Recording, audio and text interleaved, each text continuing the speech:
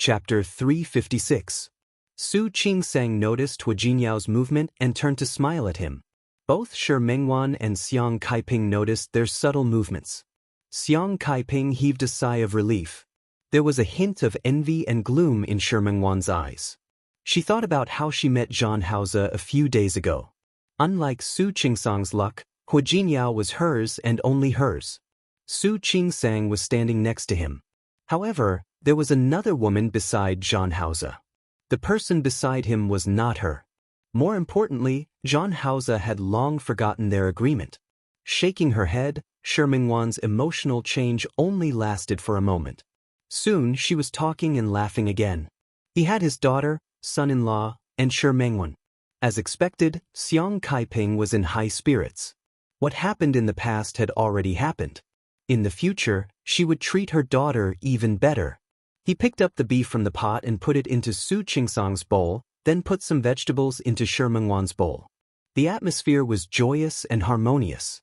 Just when the atmosphere was good, the doorbell of Su Qingsang's house rang. Su Qingsang and Hua Jinyao looked at each other.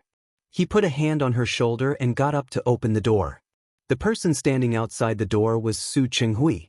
Obviously, he didn't expect Hua Jinyao to open the door. He was taken aback. The dining room was connected to the living room. Su Qingsang was sitting at the edge of the dining table near the living room. Seeing Hua Jinyao standing still, she turned her head and saw Su Qinghui at the door. Frowning, she subconsciously looked at Xiang Kaiping, who was sitting beside her. The smell of hot pot in the restaurant was very strong. Naturally, Su Qinghui also smelled it. You're eating?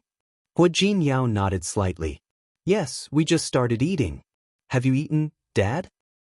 No, Su Qinghui answered subconsciously. After that, he felt a little uncomfortable. You guys go ahead. Su Qingsang felt a little awkward. She was supposed to invite Su Qinghui in for dinner, but Xiang Kaiping turned her face away from the man. She was still upset. When Shi Mengwan saw this, she tried to smooth things over again. Hello, uncle. As she spoke, she gave Su Qingsang a look. Su Qingsang sighed, stood up, and walked over to Hua Jinyao. Dad, if you haven't eaten, let's eat together. But I don't know if you'll eat it. We're having hot pot today. Hot pot? Su Qinghui was a little surprised. He glanced at Su Qingsang and walked in. The dining table was rectangular. Su Qingsang and Hua Jinyao sat on one side, while Xiang Kaiping and Shi Mengwan sat on the other. Sister Lu was sitting next to Su Qinghui, so there was only one seat left for him. Su Qinghui sat down with Su Qingsang on his left and Xiang Kaiping on his right. Some ingredients had been placed on the table, but there was still a lot left. The yuanyang pot was steaming hot at this time. Su Qinghui had never experienced such a scene before. He went from being the manager of the Li Corporation to the general manager of the Li Corporation. When he was with Li Qianxue, his status became higher and higher, and fewer people dared to act casually in front of him.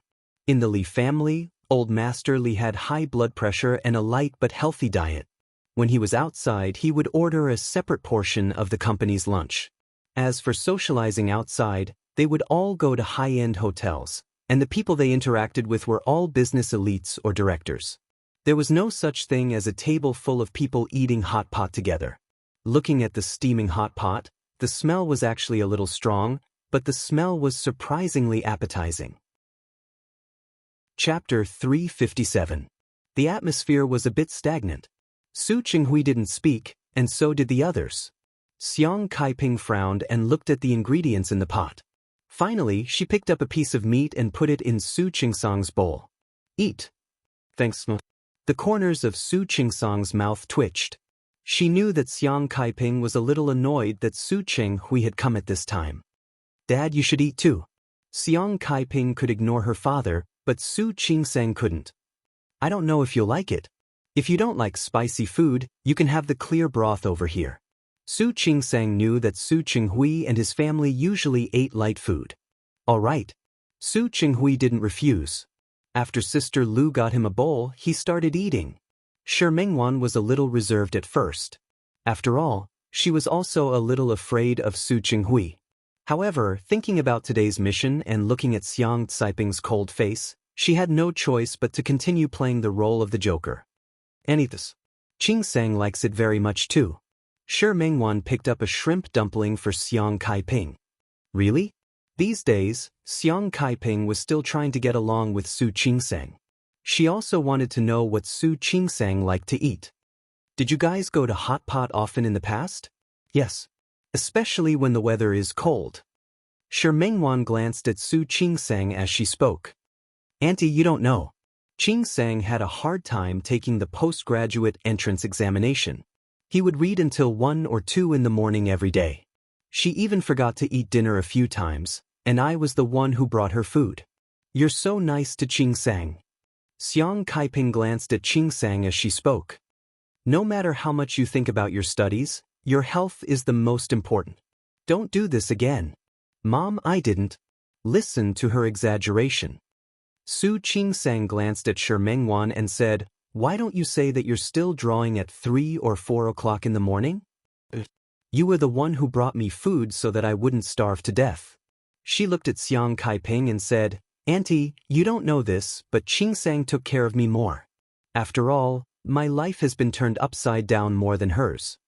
You are all good children. It's not that exaggerated. Su Qingsang sensed Hua Jinyao's gaze and explained blandly, Actually, we lived together during that time. Let's take care of each other. That's right, the room you're living in now used to be mine. Later, Shi Mengwan chose a studio far away and made money, so she moved out. But when he was free, he would still come back to stay for 2 days. After Su Qingsang got married, he came less often. You can come and stay next time, as long as you don't mind. Auntie, what are you talking about? Why would I despise you? Shi Mengwan made a fist gesture. Qingsang is like a sister to me. Her mother is my mother. With Shi Mengwan around, the atmosphere of the meal was the same as before. Su Qinghui didn't say anything. He sat there and listened to other people talking about his daughter. It wasn't the first time he looked at his daughter, but it was the first time he looked at her so seriously. Unbeknownst to him, Su Qingsang had grown from a child to a young lady. Her smile was not as gorgeous as Su Peijian's, but it was extremely gentle. His eyes were curved as if he could see the shadow of his youth. Chapter 358. Su Qinghui suddenly fell silent. He noticed that both Hua Jinyao and Xiang Caiping liked to put food in Su Qingsang's bowl. He listened to Shi Mengwan talk about some interesting things that happened to Su Qingsang when she was a postgraduate student in university. He also remembered some interesting things that Su Qingsang had encountered in the hospital. He suddenly realized that this was the first time he had been so close to his daughter, and the first time he had understood her so well. Before that, all his memories of his daughter were of Su Peijian. When did Su Peijian start to grow teeth, talk, and walk? He remembered clearly when he was in kindergarten, when he entered university, and when he received his first love letter from a male classmate. What about Su Qingsang? But he couldn't remember at all. He did not speak. He was silent, and no one spoke to him.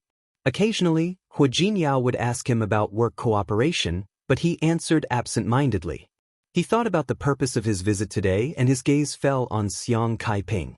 She was looking at Su Qingsang and listening to her talk about some interesting interns in the hospital. Her eyes were filled with a loving smile. She only had eyes for her daughter. I'm so full. Shi Mengwan patted her belly. I'm going to die. Tomorrow, I'll really gain 1 kilogram. With your figure, it doesn't matter if you gain another 5 kilograms. Although Shi Mengwan wasn't thin, she definitely wasn't fat. It was getting colder and I could feel the flesh on my waist getting thicker. If I keep eating like this, I'm going to lose weight. Little girls, why would you want to lose weight? Xiang Caiping looked at the two of them. You're not allowed to lose weight. Body first. Especially Meng, next time you come over, I will cook something delicious for you. Auntie, you'll feed me like a pig. Who said that? How can there be such a beautiful pig? Xiang Caiping's teasing made Shi Mengwan burst into laughter. The smile on Su Qingsang's face finally widened. I'm full too. So full. Su Qingsang straightened up and found that Su Qinghui was still sitting in his seat. She rolled her eyes and looked at Hu Jinyao. Why don't we go out for a walk? Digestion? I'll go too. Shi Mengwan also stood up. Let's go together. Do you mind if I'm the third wheel? I do mind. I don't mind. Su Qingsang couldn't help but glare at him. What are you doing? Hu Jinyao cleared his throat. It's getting late. I'm going back to rest. Shi Mengwan blinked and turned to look at Xiang Kaiping. Auntie, look at this. I was given the cold shoulder. Auntie doesn't mind you. You stay here with Auntie. Auntie, thank you. Shi Mengwan clutched her chest, still looking hurt. But I'm hurt. I'm going home to comfort my broken heart alone. Mengwan, Mom, let's go down first. Su Qingsang couldn't stay any longer. She could tell that Su Qinghui had something to say to Xiang Kaiping. It was better for them not to stay there and cause trouble. Qingsang. Su Qingsang held Xiang Caiping's hand, intending to pull her hand away. Let's go for a walk in the neighborhood downstairs. It'll be fine. Auntie. I have to go too. Shi Mengwan stood up. Actually, I can't be a third wheel. I still have to go home to draw. The three young people left. Sister Lu swiftly cleaned up the table and bowls before taking her leave. Chapter 359. There was still a faint smell of hot pot in the air, and the lively atmosphere just now had disappeared without a trace. Xiang Kaiping wanted to go back to her room. She thought of something and got up to sit down in the living room. She turned on the phone, picked up the sweater that was half knitted, and started knitting again. Su Qinghui had been sitting at the dining table. After his daughter and son-in-law left, he stood up straight and stood next to Xiang Kaiping. Xiang Kaiping ignored him. He walked to her and sat down. Kaiping. Xiang Kaiping didn't stop knitting. She didn't even look at him. Her actions made Su Qinghui feel annoyed. Looking at Xiang Caiping's wrinkled face, which was no longer young, he felt very complicated. Did he love her? He didn't know. But he felt pity and heartache. Xiang Caiping's appearance made it much easier to find out about her past. Su Qinghui had also sent someone to investigate. He had also read the reports. It was because of that he felt a little heartache. In fact, he and Xiang Kaiping grew up together. They were childhood sweethearts, and their relationship was the most precious and understanding. He understood Xiang Kaiping and knew that she was weak. However, such a weak woman had to learn to work hard like a man. It really made his heart ache. He sighed and thought of something that had been troubling him. Kaiping, did you go to Japan with Qingsang a few days ago? Xiang Kaiping didn't answer him. She raised the sweater and looked at it. The bottom of the sweater was already knitted. She was thinking about how to knit a pattern on it. Kaiping. Su Qinghui knew that she was angry with him, but he thought that such anger would dissipate. Xiang Kaiping put down the sweater and looked at him coldly. You already know. Why are you asking me? Su Qinghui was speechless. Xiang Caiping's stubbornness made him feel a little helpless. Yes, I know. Peijin also went to Japan and met you. Xiang Kaiping knew when he said this. She chuckled, and a rare hint of mockery appeared in her eyes. Su Qinghui, are you here to stand up for your daughter? Kaiping, what are you talking about? Isn't it? Xiang Kaiping sneered. Qingsang couldn't have told you that I went to Japan with Qingsang, so it can only be that good daughter of yours. She didn't just tell me that she went to Japan with Qingsang, right? She also told you that I slapped her, right? Su Qinghui looked at Xiang Kaiping. He had never seen her so sharp. Kaiping, what are you doing here today? So you're here to stand up for your daughter? Xiang Kaiping could only feel an inexplicable anger rising in her. Li Qianshua's daughter was a human being. Was Xiang Caiping's daughter not a human being? Kaiping, why would you think of me this way? Su Qinghui widened his eyes and stared at Xiang Kaiping. He couldn't stand her sharp words. I wanted to talk to you about Peijin today, but I definitely didn't want to help her vent her anger. What's that? Xiang Kaiping hated Su Qinghui the moment she saw him. She hated his heartlessness, hated his indifference, hated his selfishness. She also hated him for not caring about Su Qingsang. Since you're not here to help her vent her anger, are you here to apologize for her rudeness? Rudeness? Apologize? Su Qinghui was stunned. Chapter 360. Su Qinghui was stunned. Peijin. Xiang Kaiping could tell from his expression that he didn't know about it at all. The anger on her face grew. Look, you don't know what happened, and you don't know what your good daughter said. Why are you here in such a hurry to avenge her? Kaiping, I'm not. You're not what? You're not here to explain for your good daughter? You're not here to avenge Li Qianshue's daughter? Then tell me, what are you here for? Su Qinghui was silent, looking at Xiang Caiping's agitated face. He couldn't say a word. You can't speak, can you? Xiang Kaiping didn't want to see Su Qinghui. He hadn't changed much in all these years. He was still elegant and handsome. Not only did he not age, but he also became more mature, adding to the charm of a mature man. But now, no matter how handsome Su Qinghui was, he couldn't move her at all. She only had hatred for him. Su Qinghui, I don't want to see you. Get out. Su Qinghui sat still. He thought of how Li Qianshue's face turned pale when she found out that Su Peijin had been slapped yesterday. He knew Li Qianshue's personality and her bottom line. Li Qianshue's bottom line was her children. She was fierce in public, but in front of Su Peijin and Su Yusin, she had the heart of a mother. Su Peijin had been slapped, and Li Qianshue had to avenge her. If she hadn't known that Su Qingsang and Xiang Kaiping were still in Japan, she would have come here long ago. Kaiping. Su Qinghui closed his eyes. He lowered his head and rubbed his temples, feeling exhausted again. You shouldn't have hit Peijin.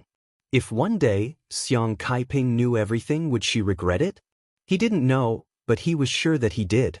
Because he had never thought that Xiang Kaiping, whom he thought he would never see again, would come back one day. Xiang Kaiping was shaking with anger.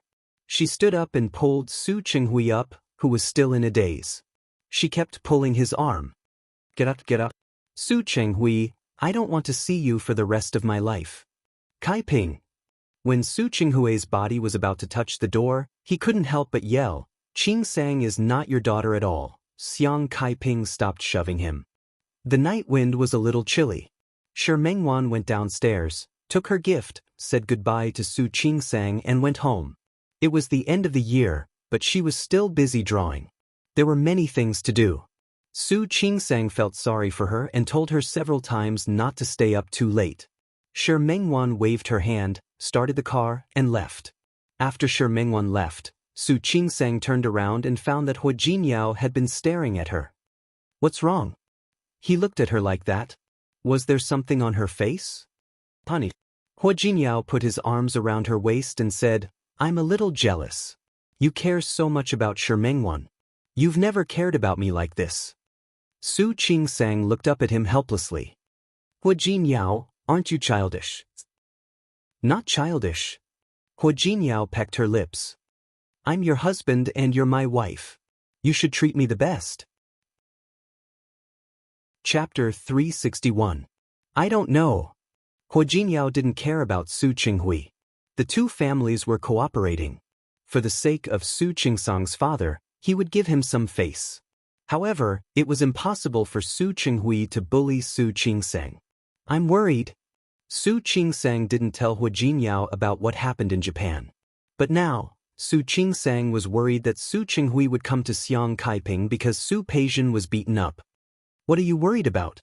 Hua Jinyao sensed something different. Nothing. She decided not to tell Hua Jinyao. Su Qingsang shook her head, believing that Xiang Kaiping could handle it herself. Hua Jinyao narrowed his eyes and looked at her. His arms around her waist suddenly tightened. Tell me, what's going on? Su Qingsang pressed her lips into a straight line and held Hua Jinyao's hand instead. Nothing. I just don't understand. What? Tell me, does my dad love my mom or my auntie? The auntie she was referring to was Li Qianshue. After calling her that for so many years, she couldn't change the way she addressed her. Moreover, Xiang Kaiping wasn't there now. She wouldn't be able to hear her calling Xiang Kaiping like that. You'll have to ask him himself. Hua Jinyao didn't see that Su Qinghui loved Xiang Kaiping or Li Qianshue. If he loved my mother, then why did he stay under the same roof with auntie for so many years? If he loves auntie, why is he pestering my mother now? Do you want to hear the truth? Hua Jinyao squeezed her hand with an unruly smile on his face. Speak. In my opinion, your father doesn't love anyone but himself. Su Qingsang pinched him and said, I think he's a philanthropist. I love my mom, but I can't let go of Auntie. Are you saying that your father loves Su Peijian's mother? I don't know. Su Qingsang stopped walking and looked at the shadows of the trees in the neighborhood. But there's something that I've never told my mother or anyone else. What is it? What could he not tell Xiang Kaiping? Probably a few years ago. When I was in college, I went home to get something. Su Peijian and Su Yusen were not at home that day. When I came in, I heard that aunt was sick. I lived with the Su family and studied medicine, so I wanted to see her. Then I saw my dad. Li Qianxue had always been in good health. That illness was one of the few times that Su Qingsang could remember. She went upstairs and was about to go to Li Qianxue's room to take a look when she found that the door of Li Qianxue's room was not closed. She was sick at that time, and her face was burning red. She seemed to be in pain on the bed. When she was about to go in, she saw Su Qinghui coming out of the bathroom. She didn't know what she was thinking at the time, but she subconsciously avoided him and hid by the door. However, that action of hers was unnecessary. At that time, Su Qinghui didn't have time to visit her. With a towel in his hand, he stood by the bed and stared at Li Qianxue's face for a long time. His expression seemed to be hesitating. Finally, he placed it on Li Qianxue's forehead. Actually, I've only seen my dad like that once. I don't know how to describe his expression at that time. In any case, it was very complicated. At that time, she didn't understand love, let alone love. She had a vague idea that Su Qinghui probably had feelings for Li Qianxue. Chapter 362. That was the only time. Later, when she left quietly, she secretly paid attention to the way Su Qinghui and Li Qianxue interacted. She found that Su Qinghui and Li Qianxue were a respectful couple in front of Old Master Li, but in private he was as cold as he could be. He was so cold that she began to suspect that she might have been wrong that day, or that Su Qinghui felt that he hadn't tortured Li Qianxue enough, so he couldn't bear to see her sick and die. So, do you think my father loves Auntie? Are you trying to say that your father is a scumbag? Eating from the bowl, thinking about the pot? Hua Jinyao touched his chin and made such an annotation. Su Qingsang gritted her teeth and hit his chest hard. What are you talking about? She did think that Su Qinghui was not a good man. However, hearing Hua Jinyao talk about his biological father like that, she felt a little strange. Don't talk about my father like that. It was not good for Su Qinghui to hear it. Su Qingsang turned her face to look at him, and her eyes were a little teasing. If I say that again, you're a scumbag? Don't you men all like that? Eating from the bowl, thinking about the pot? Don't wrongly accuse me. Hua Jinyao held her body in his arms. I'm not included in the people you're talking about. You're not a man. Wife. Hua Jinyao's face was serious, but there was an obvious hint in his eyes. Tonight, you can fully experience whether I'm a man or not. Su Qingsang's face suddenly turned red, and she was speechless. All right, let's go back. Don't worry, wife. Hua Jinyao didn't move, but instead pulled her back into his arms. I'm a narrow-minded person, so I can only accommodate you. Su Qingsang stared at him. In the night, Hua Jinyao's eyes were as bright as stars, and only her shadow could be seen in them. She felt as if her heart had been hit hard by Hua Jinyao, and her whole heart beat uncontrollably. Wife, I'm serious. Su Qingsang's face was burning. It was not the first time she had heard Hua Jinyao's confession, but it was the first time she had such a strong emotional fluctuation. She looked down and nodded. I believe you. What about you? Hua Jinyao lifted her chin and made her look at him. What about your heart? My heart. Su Qingsang didn't understand the love between a man and a woman before this. She once had a crush on a senior in high school, but then the two of them went to different schools, so it ended. She was busy studying in university and didn't have time to date. Being with Wei Lenin was just to get rid of the Su family, so it didn't count. Looking into Hua Jinyao's eyes, she subconsciously nodded and said, I'm also very narrow-minded. After pretending to be Hua Jinyao, she probably wouldn't be able to pretend to be anyone else. Now, she was trying her best to put Hu Jiniao into her heart bit by bit. Hu Jiniao smiled. The corners of his lips were raised in a handsome and unruly way. He lowered his head and kissed Su Qingsong's lips. Su Qingsong's legs were a little weak, and she put her hands on his shoulders. Her response made his eyes heat up, and he was about to take another step further. Suddenly, a cat meowed from somewhere, and then a wild cat jumped out of the bushes. Su Qingsang was shocked. Only then did she realize that she had kissed Hu Jiniao in the garden of this neighborhood. Fortunately, there weren't many people around, or it would have been really embarrassing. Chapter 363. Hu Jiniao didn't object. Xiang Kaiping and Su Qinghui might not be done yet, but it was good to go back and take a look. If what Su Qingsang said was true, then the purpose of Su Qinghui's visit today was a little curious. Hu Jiniao had thought that Su Qinghui's behavior was a little strange, but now, it came back to him again. He was thinking, what exactly is wrong? The idea that he had faintly thought about before surged into his mind again. While Hu Jiniao was still thinking, Su Qingsang had already pulled him upstairs, and at the same time, the door of their house opened. Su Qinghui stood by the door, and Xiang Kaiping was pushing him out. Su Qinghui raised his eyes and saw Su Qingsong's face. He was stunned for a moment. Not only him, but Xiang Kaiping, who was standing behind the door, also turned pale. Many years ago, Su Qinghui did something extremely crazy. It was a crazy thing that made him think about it from time to time. He felt happy, but also a little hesitant. That year, he accidentally had sex with Li Qianxue. To him, this was just an accident. What's more, he didn't like Li Qianxue at all. She was fierce, domineering, and arrogant. He didn't like her very much. He had a childhood sweetheart, Xiang Kaiping. After having sex with Li Qianxue that day, he felt a little guilty and blamed himself. Therefore, when she got home, she treated Xiang Kaiping even better. Of course, he also needed to use this method to remind himself who he liked. Who was he going to marry? However, who would have thought that Li Qianxue would unexpectedly get pregnant just like that? What kind of person was Li Qianxue? At that time, she was the daughter of the Li family and the marketing manager of the Li Corporation. She had the means and the status. More importantly, she still had a father who doted on her like a jewel because her biological mother had passed away early. The Li family and the Cho family were the two largest families in Lin City at that time.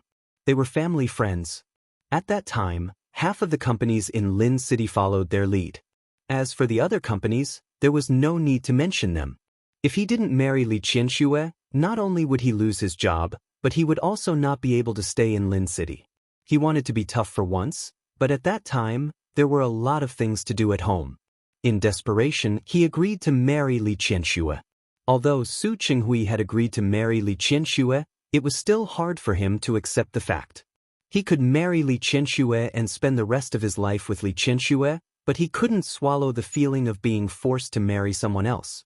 Even if he couldn't swallow it, he had to. The wedding was held, and he and Li Qianxue became husband and wife. Not only that, but Li Qianxue's belly was getting bigger and bigger. A business of the Li Corporation that he had not been responsible for before was also given to him. He knew that this was another form of compensation from old Master Li. But that was not what he wanted. He was ambitious and wanted to stand out, but he didn't want to rely on women. Every day, he was thinking about how to get back at Li Qianxue. Divorce? No, I can't. Bring down the Li Corporation? At that time, he didn't have that kind of ability. Kill Li Qianxue? He wouldn't do anything criminal. Therefore, he wouldn't even attack the Li Group. The thought of stealing trade secrets had never crossed his mind. It was true that he wanted revenge, but he would never put himself in danger. He struggled every day, especially after he heard that Xiang Kaiping was also pregnant. Such thoughts grew like wild weeds. Chapter 364. All of Su Qinghui's revenge was just his imagination. He didn't have a plan. Until Li Qianxue gave birth to a daughter. It was such a coincidence. Li Qianxue's child was born at full term. However, Xiang Kaiping was not. Her body was weak, and she was born half a month early. The child was born one day after Li Qinshue's child. When he saw the child, he thought of Li Qinsue, who was still asleep because she had given birth to the child. A crazy and bold idea flashed through his mind. He didn't want to marry Li Qinsue, but he did. He wanted to marry Xiang Kaiping, but he could not. Li Qinsue, aren't you very capable? Isn't the Li family very powerful? If he took Li Qinshue's child away, what would happen to her? Old Master Li had been watching over his daughter. The child was in the nursery. The right time, the right place, and the right people were cooperating with Su Qinghui. He finally made up his mind. He carried Xiang Caiping's daughter into the nursery and took Li Qinshue's baby away. In fact, he had thought of even more ruthless ideas. It was to send Li Qinshue's child to the orphanage. He wanted Li Qinsue to regret it. But when he held the baby girl, he hesitated for a moment. No matter how much he disliked Li Qinsue, no matter how much he hated her, this child was still his. In the end, Li Qinshue's child was not sent to the orphanage. He asked someone to take care of him and hired someone to take care of Xiang Kaiping. Li Qinsue woke up the next day. The first thing she did after waking up was to see her daughter. Before he could name the child, Old Master Li had given her a name, Peijin. Everything was a foregone conclusion. He had done a perfect job of stealing the dragon and changing the phoenix. A month later, he found an excuse to start a cold war with Li Qinsue. Then, when she gave in, he carried Su Qingsang home. That was the darkest thought in his mind when he was young. Li Qinsue, aren't you arrogant? Li Qinsue, aren't you proud? I'll put your biological daughter in front of you and let you look at her every day, but you won't know her and you won't recognize her. I want you to treat your own daughter as an illegitimate daughter. If you make things difficult for her, you will be making things difficult for your own daughter. In fact, there was a time when Su Qinghui really wanted to see Li Qinsue make things difficult for Su Qingsang. Unfortunately, Li Qinsue was a very proud person. She didn't want to make things difficult for someone she didn't like. At most, they would just ignore him. But this was enough. Su Qinghui watched as Li Qinsue ignored Su Qingsang. He watched as she was considerate to Su Peijin, but never gave Su Qingsang a good look. He finally felt a lot better after being forced to marry her. After venting his anger, he began to worry again for a while. He was worried that Su Peijin would look like Xiang Kaiping. He was worried that Su Qingsang would look like Li Qinsue.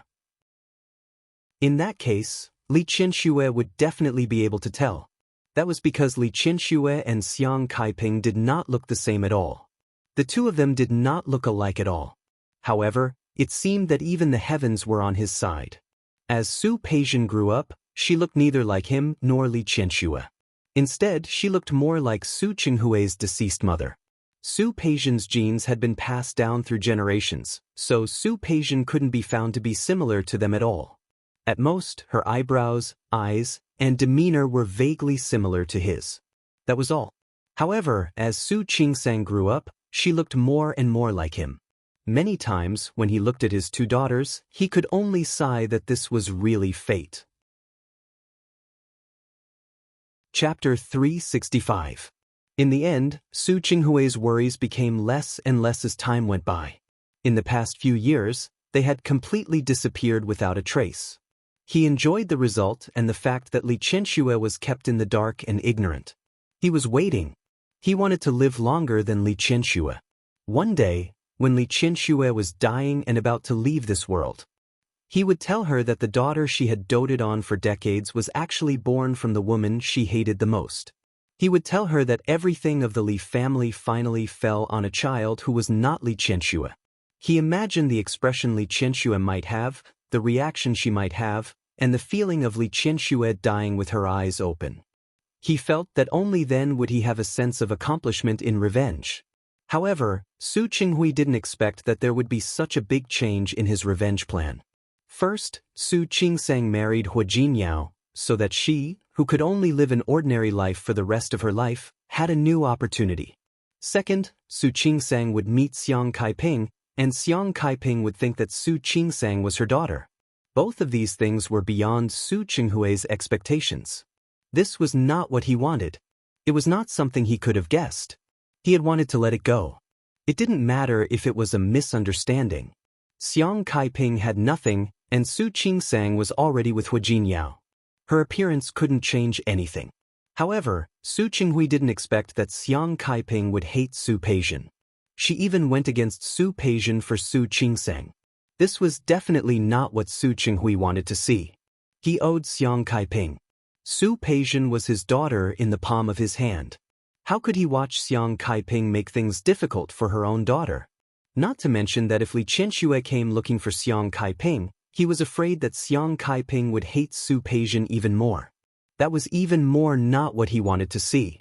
He was obsessed and felt that Su Peijian was willing to give the best. No matter what, Li Qianxue should be good to Su Peijian. Xiang Kaiping should also be good to Su Peijian. That was the reason why he came looking for her in a hurry today. Others didn't know, but he knew very well that Su Qingsang was actually Li Qianxue's child. Su Peijian was Xiang Caiping's daughter. Xiang Kaiping had slapped Su Peijian because of Su Qingsang. What would Xiang Kaiping think if she found out? Su Qinghui didn't know, and he didn't dare to think about it now. Things had gone out of control, and he wanted to tell Xiang Kaiping the truth. He was also worried that Xiang Kaiping would not believe or accept it. Perhaps he could try to persuade Xiang Kaiping to stay away from Su Peijian and avoid conflict with her. Su Qinghui thought for a long time and finally came up with an excuse.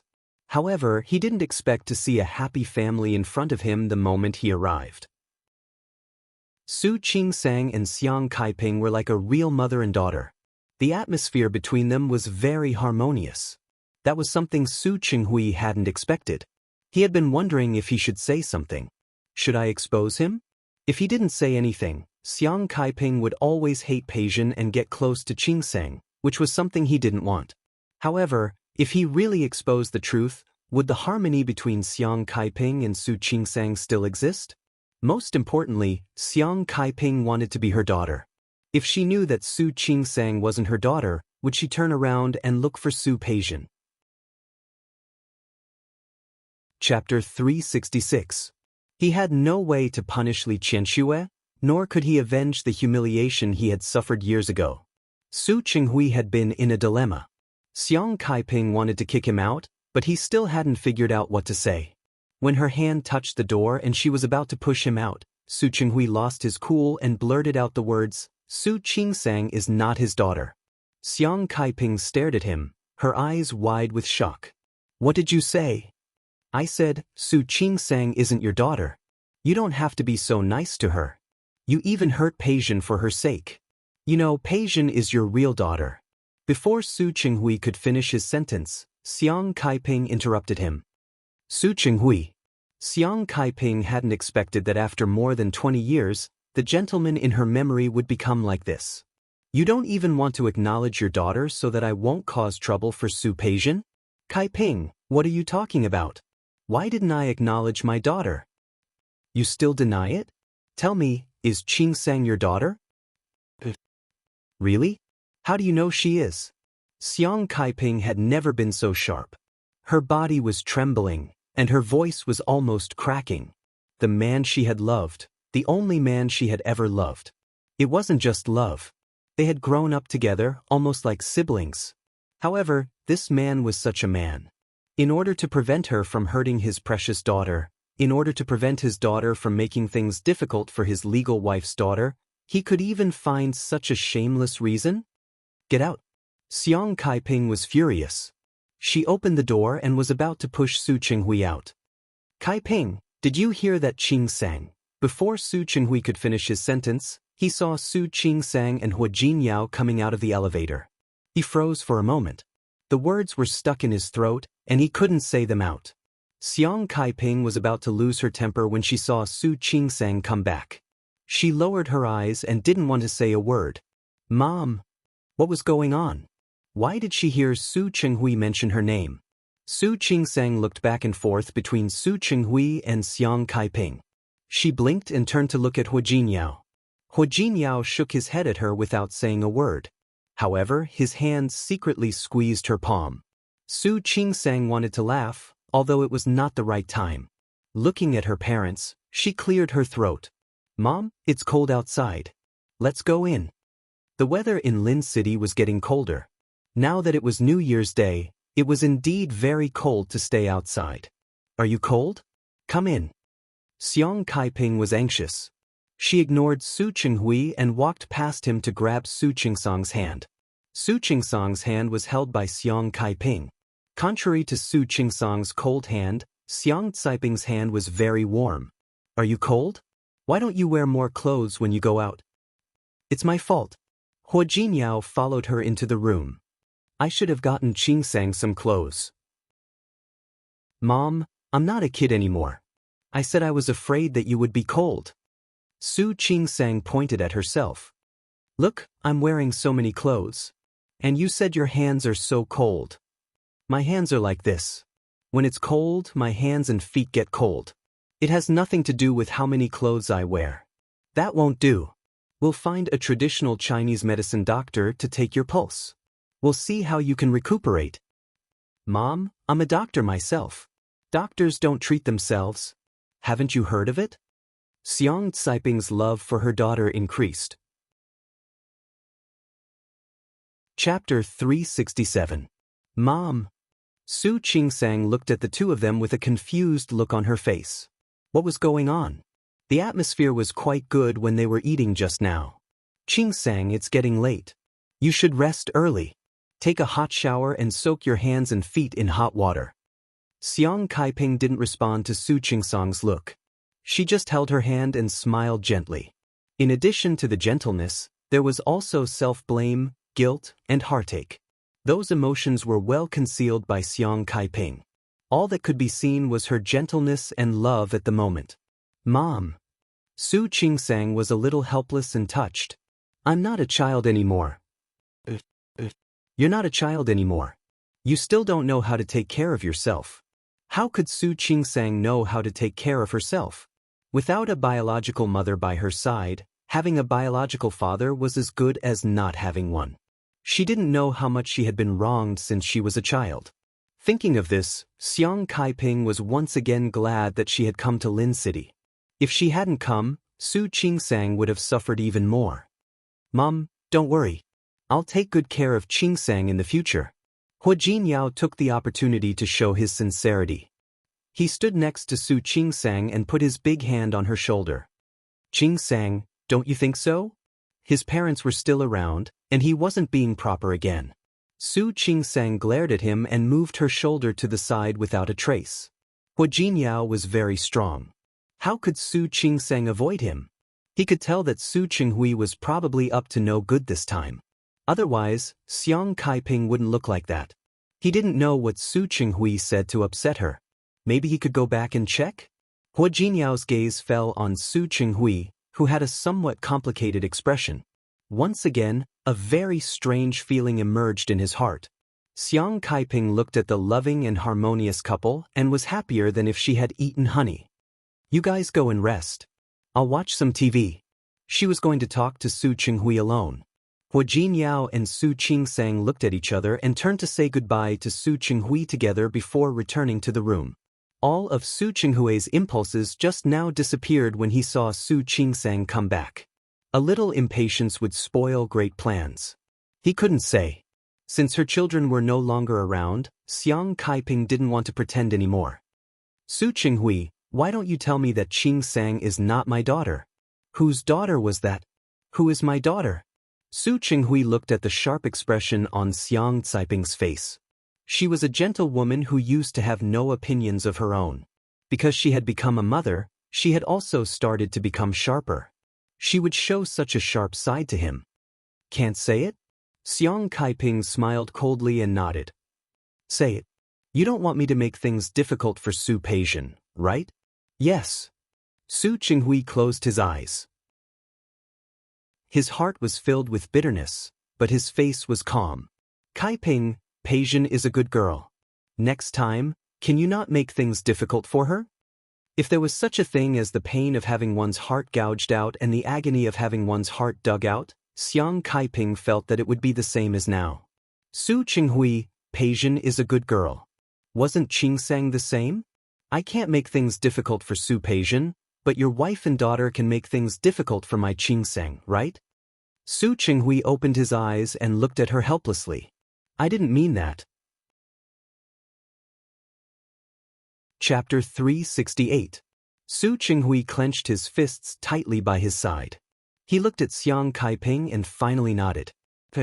I'll go. He was free and easy, but his footsteps were very heavy when he turned around. One wrong step led to many wrong steps. Su Qinghui had never doubted himself like this before. He had never denied himself like this before. His shoulders were full of helplessness. Xiang Kaiping saw it, but she didn't feel the slightest sympathy. Xiang Kaiping was even more determined than Su Qinghui. No one can bully my daughter. She would protect Su Qingsang well. She wouldn't let Su Qinghui or the Li family hurt her again. It was her fault in the past. It was her mistake that caused the current situation. From now on, she would protect Su Qingsang well. Su Qingsang entered the door and touched her nose. She wanted to eavesdrop on what her parents would say, but she didn't feel like it. She couldn't help but stick her ear to the door the moment the door was closed. Hua Jinyao smiled and was about to open the door a little. Su Qingsang suddenly became nervous. Don't. It would be bad if they found out. If you want to hear it, just do it openly. In fact, he was a little curious about what Su Qinghui and Xiang Kaiping had to say. Sure. Su Qingsang made a gesture and pressed her ear to the door. Hua Jinyao wanted to laugh, so he imitated her and pressed his ear to listen. However, the sound insulation of the door was too good. He couldn't hear what was said outside, but he saw Su Qingsang's beautiful neck and small earlobes. Along the back of her collar, he could see the smooth snow-white nape. That color made Hua Jinyao's eyes dim. He couldn't care less about eavesdropping on the conversation between his parents-in-law. He picked up Su Qingsang. Su Qingsang's body was suddenly suspended in the air, and she was startled. Hua Jinyao. What was he doing? She hadn't finished listening, although she didn't hear anything at all. Wife. Hua Jinyao carried her to the bedside in a few steps. You went to Japan for a week, right? Su Qingsang almost understood what he was going to do next. Only 6 days. Yes. That's a week. Hua Jinyao laid her body flat on the bed and lay down himself. Honey, we haven't had an in-depth conversation for a week. Su Qingsang looked into his eyes and suddenly felt hot. You, me what? Hua Jinyao kissed the tip of her nose as he spoke. Don't you know that communication is essential for a good relationship between a husband and wife? Especially deep communication. Now, let's exchange some pointers. Hua Jinyao. Call me husband. Hua Jinyao. Call me husband. Hubby. I'm here. Honey, I'm here. Say it again, hubby. The following conversation was indeed very in-depth. Su Qingsang was still a little tired when she got up in the morning. It was true that absence made the heart grow fonder, but it was also true that her physical strength could not keep up. Hua Jinyao got up early, but it was raining today, so he couldn't go outside to do morning exercises. He saw Su Qingsang as soon as she woke up. He pecked her on the cheek. Morning. Early? It was getting late. Su Qingsang just wanted to get up, but her waist softened and she lay back down. Hua Jinyao looked at her and wanted to laugh, but he didn't dare to really laugh. This wife was good at everything, but she was thin-skinned and had poor physical strength. Chapter 369. Su Qingsang pushed his hand away. How could she be fine? Stay away from me. I'll be fine. That won't do. When he met her coquettish eyes, he smiled, revealing his white teeth. Su Qingsang gritted her teeth. What are you laughing at? White teeth? Honey, I like to be near you. Hua Jinyao didn't forget to take advantage of her as he spoke. He wrapped his arms around her waist and said, Don't you know? Move, I want to get up. She still had to work today. He had rested for so long. When Su Qingsang got off the bed, she suddenly paused and said, By the way, I'll tell the director today. What? In fact, I mentioned it to the director before. I said that you wanted me to go to Rome City to develop my career. The director did not agree at the time. I'll talk to her again today and see what the director thinks. If it's possible, let's go to Rome City. He stood up and walked to Su Qingsang. Do you want to go to Rome City with me, or do you want to avoid your father and your mother? Both. Although Su Qingsang was interrupted by Hua Jinyao yesterday, she didn't miss the sharp look on Xiang Caiping's face.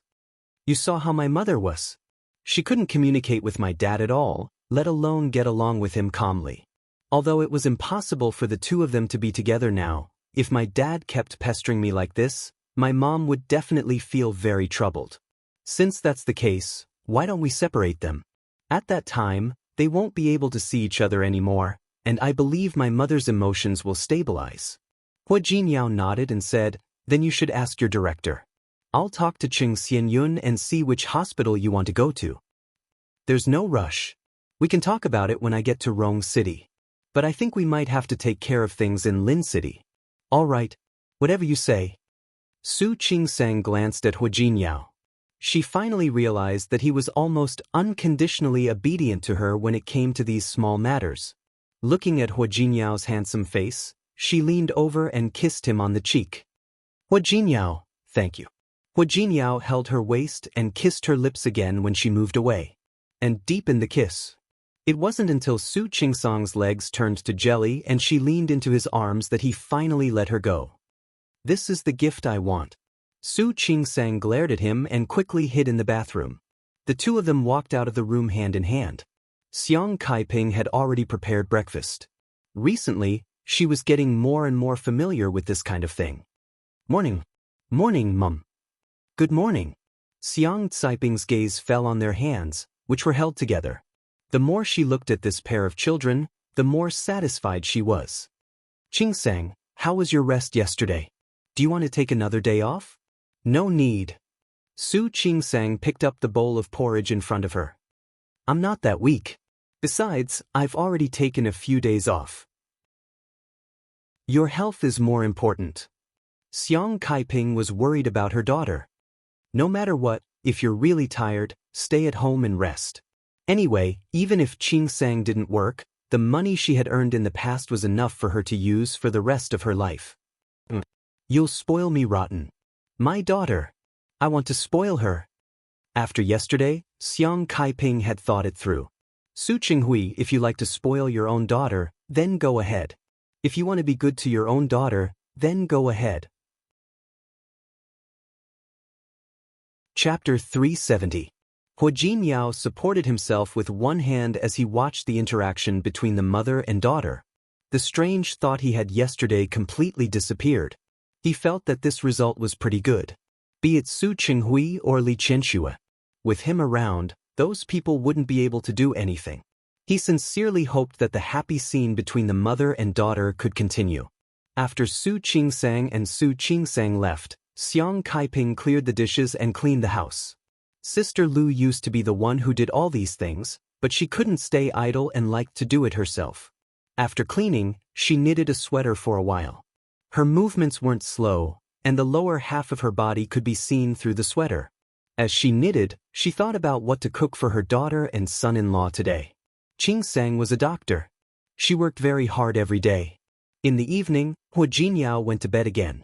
It wasn't that she was eavesdropping. She was a little upset after being provoked by Su Qinghui yesterday, but she was afraid that her daughter would overthink it. He thought he was going to talk to Su Qingsang, but he overheard it. Xiang Caiping suddenly felt uncomfortable and walked back to her room without stopping. However, he was worried that Su Qingsang's body wouldn't be able to take it. The more she thought about it, the more restless she became. She put down her sweater, picked up her bag, and went out. As soon as she stepped into the elevator, another elevator opened. Li Qianxue walked out from inside. His expression did not look too good. Her daughter, Su Peijian, was her flesh and blood. She and Su Qinghui's married life could be said to be as respectful as ice. After Su Peijian was born, Su Qinghui loved his daughter dearly even though he didn't like her.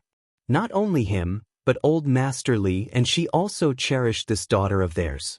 But now, her daughter had been slapped in the face.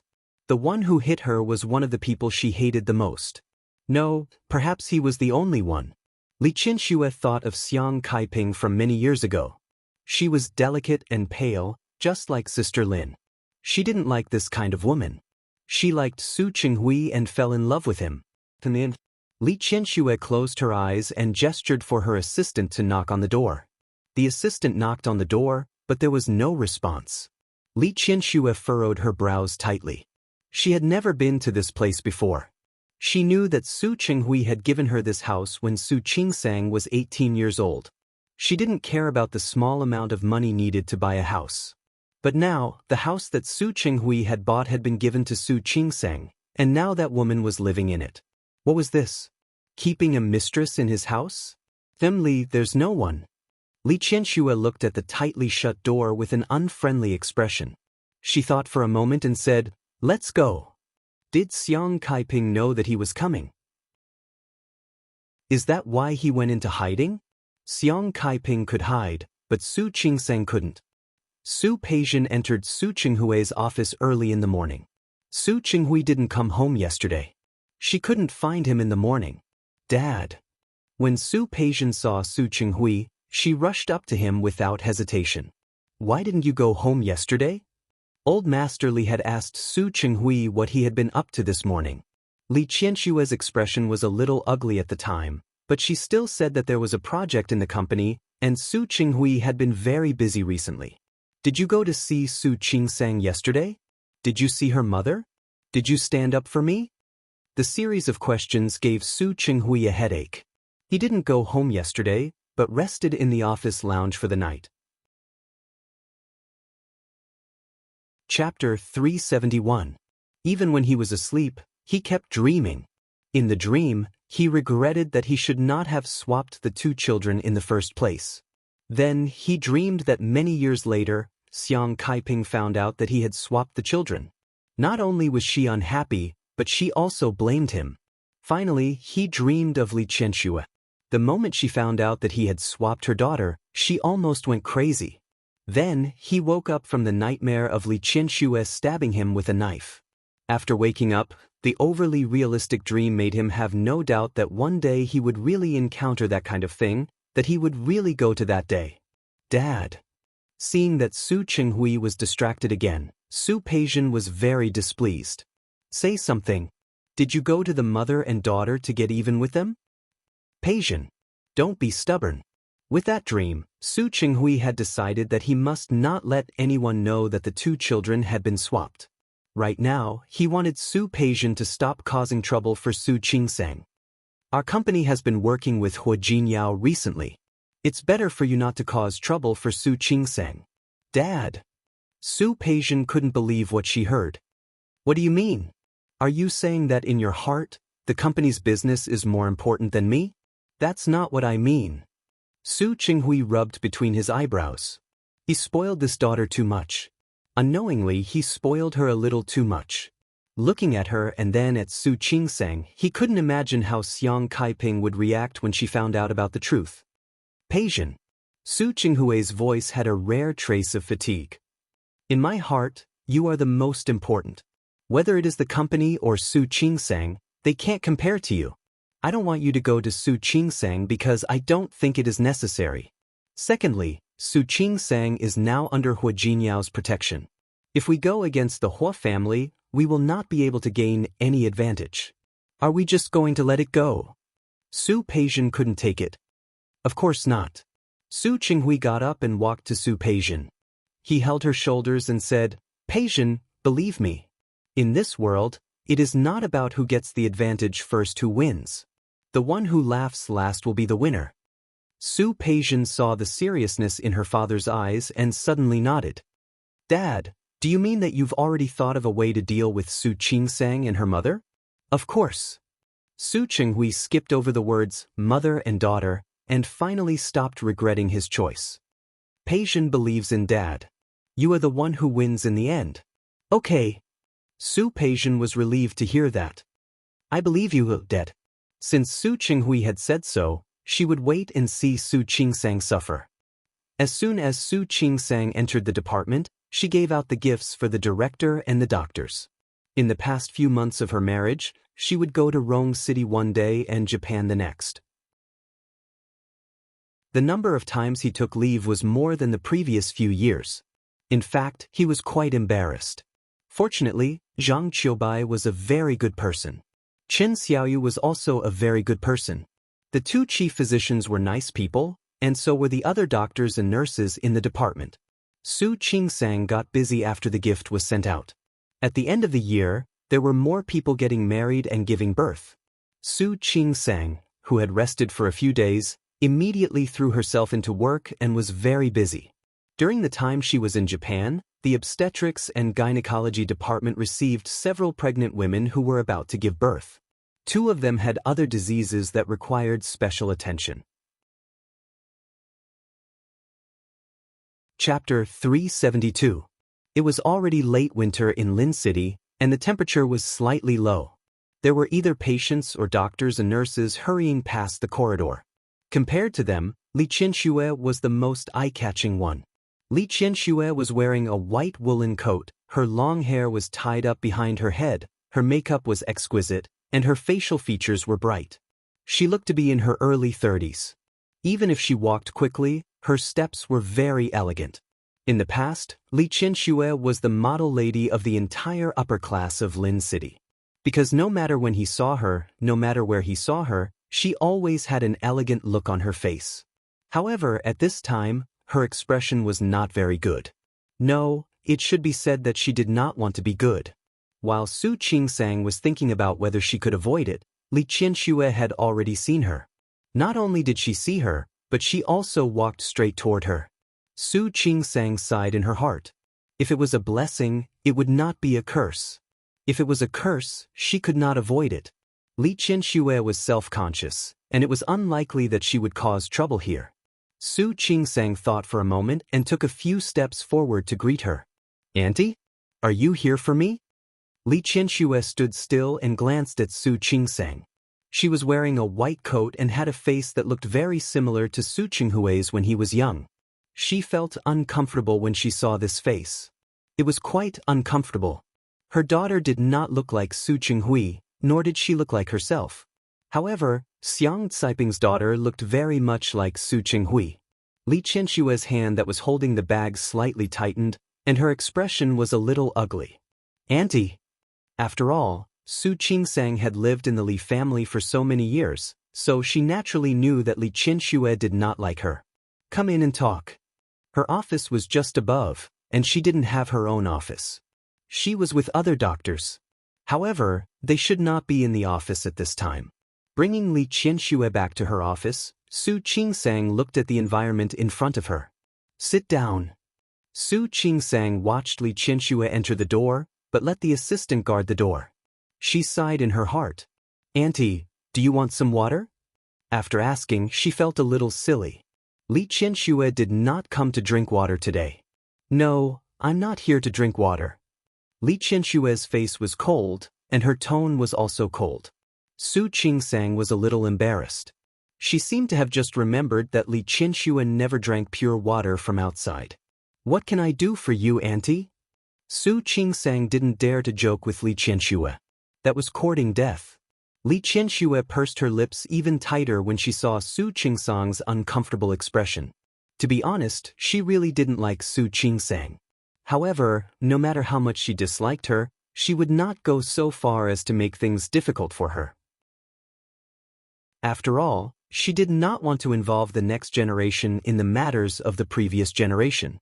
However, the older Su Qingsang got, the more she looked like Su Qinghui, which made her hate her even more. Thinking of this, Li Qianxue's expression became more and more unpleasant. "I heard that you went to Japan some time ago?" The corners of Su Qingsang's mouth twitched. "Yes." Su Qingsang nodded slightly, her voice strangely lacking in confidence. "You went with your mother?" Li Qianxue took a step forward. "Yes." Su Qingsang wasn't afraid of Li Qianxue. But maybe it was because the past few years had left a deep impression on her that she was a little afraid of her. "You met Peijin in Japan?" Li Qianxue took another step forward. Su Peijin must have told Li Qianxue about being beaten.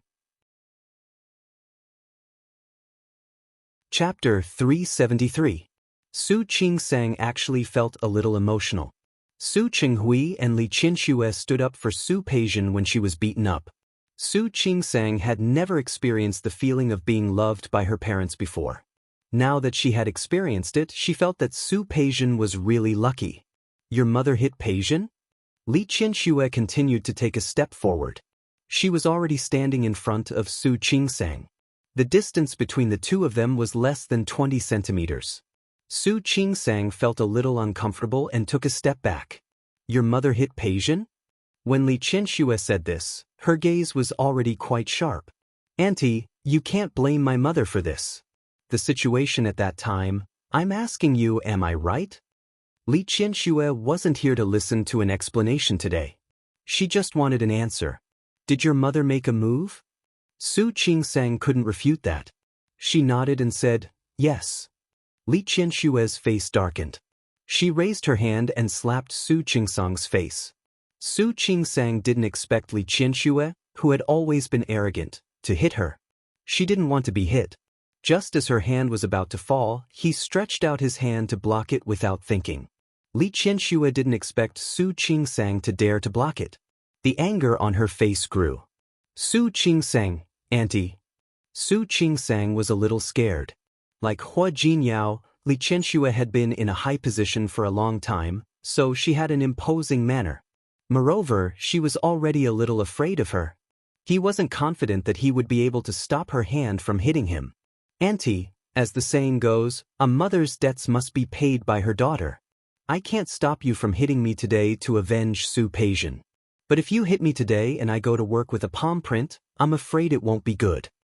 What does it have to do with me? Li Qianxue tried to pull her hand out, but Su Qingsang held her back tightly. Li Qianxue lived like a princess. When she went out, she didn't have to carry heavy things. She even had someone carry her bag for her. However, Su Qingsang was a doctor. When she was short of hands, she had to lift the bed, help to send the patients, and perform consecutive operations. How could Li Qianxue defeat her? Su Qingsang, let go of me. Li Qianxue was determined to teach Su Qingsang a lesson today. If her mother dared to lay a hand on Su Peijin, then don't blame her for doing the same to Su Qingsang. Auntie, if I let go, would I let you hit me? Su Qingsang sighed in her heart. Auntie, please be reasonable. Your mother is the one who did it? You want me to reason with you? Li Qianxue sneered. Su Qingsang, how shameless do you think you are? Auntie. Su Qingsang took a deep breath and retorted, I'm not shameless enough. He didn't think much of it. In fact, I can understand why you want to beat me up for Su Peijin. However, Hua Jinyao was very protective. If you slap me today, I don't care. I'll take it. But I can't guarantee that he will do anything. Are you threatening me? It was rare for Li Qianxue to be angered by her. Her tone lost its usual calmness. It doesn't count. I'm just telling you that it won't do you any good. Su Qingsang saw that Li Qianxue was angry. She let go of her hand, took a step back, and stood further away from Li Qianxue. Auntie, Su Peijin only said that my mother hit her. I don't think she said anything nasty, right? Li Qianxue's face was cold. Her hand was hurting from Su Qingsang's grip just now. She moved her wrist and felt that she couldn't take it anymore. Su Peijin scolded me and it was very nasty. At that time, my mother was also anxious to stand up for me, so she hit me. Just like you did today. My mother hit Su Peijin, and you rushed over to stand up for her. What if you hit me? If I was hit by you, would my mother be anxious to find trouble with Su Peijin again and stand up for me? You. Li Qianxue's face became more and more ugly. Auntie, both sides are responsible for this matter. Why don't we each take a step back? You don't care about my mother hitting Su Peijin.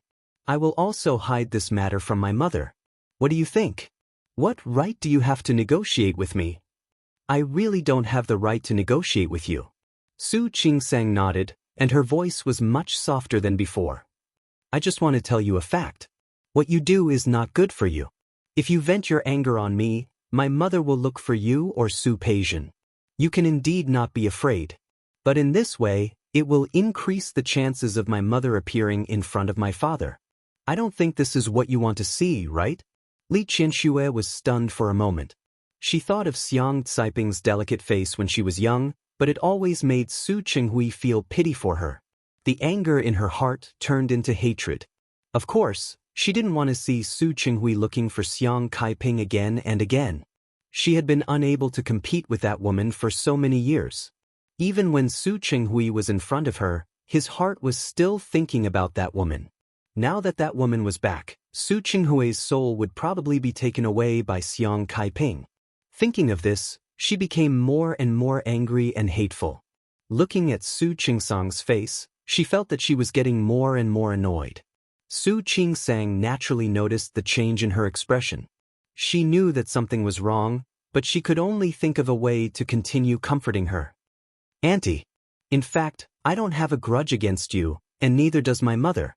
It wasn't my mother who brought me back to the Su family, but my father. If you want to hate me, you should look for my father, not my mother." Seeing that Li Qianshue's expression didn't change, Su Qingsang continued, "Auntie, what do you think about this? You can forget about this matter and never mention it again. I promise. I will make sure that my mother will never appear in front of my father again." "What can you guarantee?" It wasn't that Li Qianxue didn't believe Su Qingsang, but she didn't believe Su Qinghui. If he knew that that woman was back, she was afraid that he wouldn't be able to sit still. Don't think that she didn't know where Su Qinghui went yesterday. Didn't he go to look for Xiang Kaiping? He didn't come back for a whole night. Who knew what he did outside? Did he do anything wrong? And that Xiang Kaiping hadn't seen Su Qinghui for so long. Now that she saw him again, wasn't it dry wood or fire? Every time Li Qianxue thought of this, she felt that her gums began to hurt. "What can you guarantee? What right do you have to guarantee?" Su Qingsang sighed. It was a decision that she had made before, but at this moment, it only strengthened her determination. "Auntie, you should know that Hua Jinyao is from Rong City. In fact, my mother has been living in Rong City before. In fact, Hua Jinyao has asked me more than once to go to Rong City with him to develop my career, but I was not very willing at that time." Chapter 374. Su Qingsang's tone was quite sincere. She repeatedly promised that she and Xiang Kaiping would stay away from Lin City. Li Qianxue looked at her expression and knew that she was telling the truth. She stood there without moving and stared at Su Qingsang with her sharp almond-shaped eyes. What she said made some sense, but only to a certain extent. "You said that you weren't willing before. Why are you willing now? Do you think that I will believe you after you say that? How do I know that if I let you go now, you won't turn around and find Hua Jinyao or your father to help you?" "Auntie, if I want to find them, I can find them now. If I don't want to go to Rong City, I can tell you now. You can find out the truth later. After all, you can find out where I am and whether I am in Lin City or not. Isn't that right?" Li Qianxue was silent. In fact, she really didn't like Su Qingsang. Her existence was like a thorn, reminding her how Su Qinghui became her husband. It constantly reminded her that her man didn't love her, but other women. Closing her eyes, Li Qianxue felt her heart palpitate and her face was a little pale. She was less than 50 years old, but she already liked to reminisce about the past. In her dreams at night, she asked herself over and over again whether she would make the same choice if she could start over again. Unfortunately, there was no answer because time could never be repeated. She didn't speak, and Su Qingsang didn't know what she meant. Was she going to let it go like this? In fact, if Li Qianxue really wanted to hit her today, she wouldn't be surprised. Li Qianxue looked at Su Qingsang. She hated Su Qingsang as much as she loved Su Qinghui. But no matter how much she hated Su Qingsang, she had to admit, for more than 20 years, they hadn't neglected her, but they didn't let her go astray. Not only did she not go astray. Professional aside, Li Qianxue was even willing to admit that Su Qingsang was excellent. Although in her heart, there was still a gap between such excellence and her own daughter. After all, Su Peijian had been in the company for a long time and helped her deal with business. There was some silence in the office. Su Qingsang looked at the time. She seemed to have a meeting in the department. "Junior sister?" There was a knock on the door. Zhuo Hongchen's voice came from outside. Su Qingsang paused for a moment and smiled at Li Qianxue. "Auntie, I'll open the door." Li Qianxue stood still, and Su Qingsang ran to open the door. Outside the door, Li Qianxue's assistant still wanted to stop Zhuo Hongchen. It was also because there was an assistant standing there that Zhuo Hongchen, who was originally just passing by, was allowed to come in to take a look. Junior Marshal Sister. Are you okay? Zhuo Hongchen looked at the assistant, then at Li Qianxue. He felt that Li Qianxue looked familiar, but he couldn't remember who she was. Your mistress's son? Li Qianxue recognized Zhuo Hongchen immediately. Mr. Zhuo and Old Master Li were close friends, and they got along well. When they were free, they would go fishing or play chess together. Yes. Zhuo Hongchen recognized Li Qianxue. So it's Auntie Li. Hello, Auntie Li. I didn't expect you to be so big already. Li Qianxue looked at him and then at Su Qingsang. Zhuo Hongchen called Su Qingsang Junior Marshal Sister? Zhuo Hongchen recognized Li Qianxue and knew who she was. He then looked at Su Qingsang. Even if he was worried that she would be taken advantage of, he couldn't say it out loud. Junior Marshal Sister? Didn't you say you had something for me? Something? Su Qingsang was stunned for a moment, then suddenly nodded. Wait a moment. Su Qingsang bought a lot of gifts when she went to Japan. Other than for the people in the department, she also gave a gift to Zhuo Hongchen. She turned to her desk, opened the drawer, and took out a beautifully wrapped box. Senior Marshal Brother, I went to Japan a few days ago, and this is a small gift. I hope you don't mind. Why would I mind if it's a gift from you? Zhuo Hongchen took the box from her hand. Even though he knew that Su Qingsang only treated him as a classmate, he was still happy and excited. Thank you. You're too kind. Su Qingsang smiled. Did you come here to get a bracelet? Of course not. Zhuo Hongchen thought about the notice from the hospital. I have something else to tell you. What is it? As you know, we have a collaboration with Song City's Central Hospital. They will be conducting some medical research during this period, including topics that you are interested in. I have already recommended you to the hospital. You can go to Song City as an exchange doctor. Really? Su Qingsang was suddenly excited. When will you be going? How long will you be gone? About half a month. Zhuo Hongchen glanced at Su Qingsang as he spoke. Don't rush to decide. After all, you have to know that it will be almost the new year when you come back. Su Qingsang was stunned. She suddenly remembered that she was married. She should have told Hu Jinyao first before going to Song City. I got it. Think about it. If there are no problems, submit your name tomorrow. Ultimately, it depends on your own will. Thank you. Senior Marshal Brother. You don't have to be so polite with me. Zhuo Hongchen raised the box in his hand as he spoke. Speaking of which, I should thank you. After he finished speaking, he looked at Li Qianxue, who was still standing at the side. Auntie Li still has something to tell you, right? Then I'll leave first. Ensham. Su Qingsang nodded, but she was secretly relieved. She had observed Li Qianxue for the past few years and found that she cared about her reputation. She probably wouldn't act like she had just now. Zhuo Hongchen left, and the assistant closed the door again. Now, it was just the two of them again. Su Qingsang sighed in her heart. When she met Li Qianxue's sharp gaze, she really felt that she couldn't stand it anymore. Auntie, don't you have to work today? Li Qianxue glanced at Su Qingsang coldly, feeling inexplicably annoyed and disgusted. Don't you still have your father in the company? Don't worry, it's just 1 day away. The Li Corporation won't collapse. Su Qingsang couldn't respond to this, but she knew that Li Qianxue was obviously still angry. Su Qingsang sighed in her heart and spoke again. Auntie, I promise that I will bring my mother back to Rong City with Hu Jinyao as soon as possible. Back to Rong City? Li Qianxue snorted coldly. Your senior marshal brother just said that he wants you to go on an exchange program. What? You don't want such an opportunity? Su Qingsang was speechless for a moment. She suddenly found that she didn't know how to respond to Li Qianxue's provocation. She wasn't that afraid of Su Qinghui, but she was afraid of Li Qianxue. She was always a little afraid of her. Chapter 375.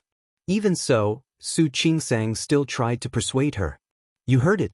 It would only take half a month. It just so happens that it's time for the new year. We'll leave at that time. Li Qianxue had already planned to leave. She was indeed a little impulsive today. In fact, she shouldn't have come here to find Su Qingsang at all. She shouldn't have come here to do such a disgraceful thing. But now, looking at Su Qingsang's expression, she felt inexplicably annoyed. Look, you said that you would leave immediately, but now you want to wait for another half a month? Does that mean that after half a month, you can say that you will stay here for the new year? Auntie, I didn't mean that. Then what do you mean? Half a month is enough for your father and your mother to rekindle their old love, right? When Li Qianxue said the words rekindled old love, her voice was almost squeezed out from between her teeth. Su Qingsang trembled at the way she gritted her teeth. Without thinking, she said, Auntie, you think too much. It's impossible for my mom and dad to be together now. Li Qianxue didn't say anything. She didn't believe Su Qingsang at all. Su Qingsang sighed in her heart. She found that she had sighed more often today than she had in the past year. Auntie, I know you don't believe me, and it's hard for you to believe me. I also know that you don't like my mom. It's hard to believe that my mom came back with no ulterior motives. But I still have to tell you that it's really impossible for my dad and mom to be together. You're not your mother. How can you make a promise for your mother? Li Qianxue couldn't help but want to refute her. It's true that I'm not my mother, but I can vouch for her. Because my mother is not only my father's past, she is also a mother. Su Qingsang had been watching from the sidelines for the past few days and had seen through Xiang Caiping's thoughts. No matter how much my mother loves my father, she will never be with him again. Because she recognizes me now, she is still my mother. All these years, she had been alone in Rong City, and she had always thought that I was living a good life. Until she acknowledged me. Until she found out that I was an illegitimate daughter. Until she found out that my father had ignored me for so many years. Auntie, I'm not blaming anyone or blaming anyone.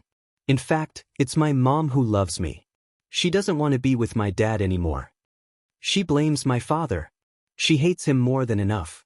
How could she be willing to go back with my dad? She can't even forgive my dad. You didn't even want to talk to him. Auntie, actually, I don't need to lie to you about these things. I want to tell you that some things really aren't what you think they are. Anyway, believe it or not, it's impossible for my mom and dad to be together. Li Qianxue listened to her without saying a word. Finally, she sneered. Are you saying that you blame my family for not taking good care of you? Is that why your mother hates us? No wonder he tried to make things difficult for Su Peijian. Auntie. Su Qingsang felt a little helpless. Her main point wasn't this at all. I just said, I'm not blaming anyone. In fact, I don't blame anyone. If he wanted to blame something, he could only blame fate. If he wanted to blame something, he could only blame heaven's will. Now that she had grown up, she would not pursue the past. What's more, the wife and mistress were incompatible. She didn't want to get involved in the grudges of her previous life. It's good that there are no monsters. I don't think you have the right to blame me. There were many families with illegitimate daughters in Lin City, but which family would bring an illegitimate daughter into their own family to raise? How many people had secretly laughed at her because of this? How many grievances had she suffered because of Su Qinghui? Because of Xiang Caiping, she had been ignored by Su Qinghui her whole life. Under such circumstances, she would be magnanimous if she didn't make things difficult for Su Qingsang. Not to mention that he had to get along well with her and treat her well. That was impossible. Hearing the arrogance in her voice, Su Qingsang nodded and said, Yes. Yes, Auntie. I said it. I don't blame you. But please believe me. My mother neglected me in the past and didn't take good care of me. In the future, she will definitely take good care of me. So wherever I go, she will definitely go with me. As for me, Hu Jinyao is from Rong City. You don't have to worry about me not leaving. She spoke sincerely, and every word she said was reasonable. Li Qianxue looked at Su Qingsang for a long time.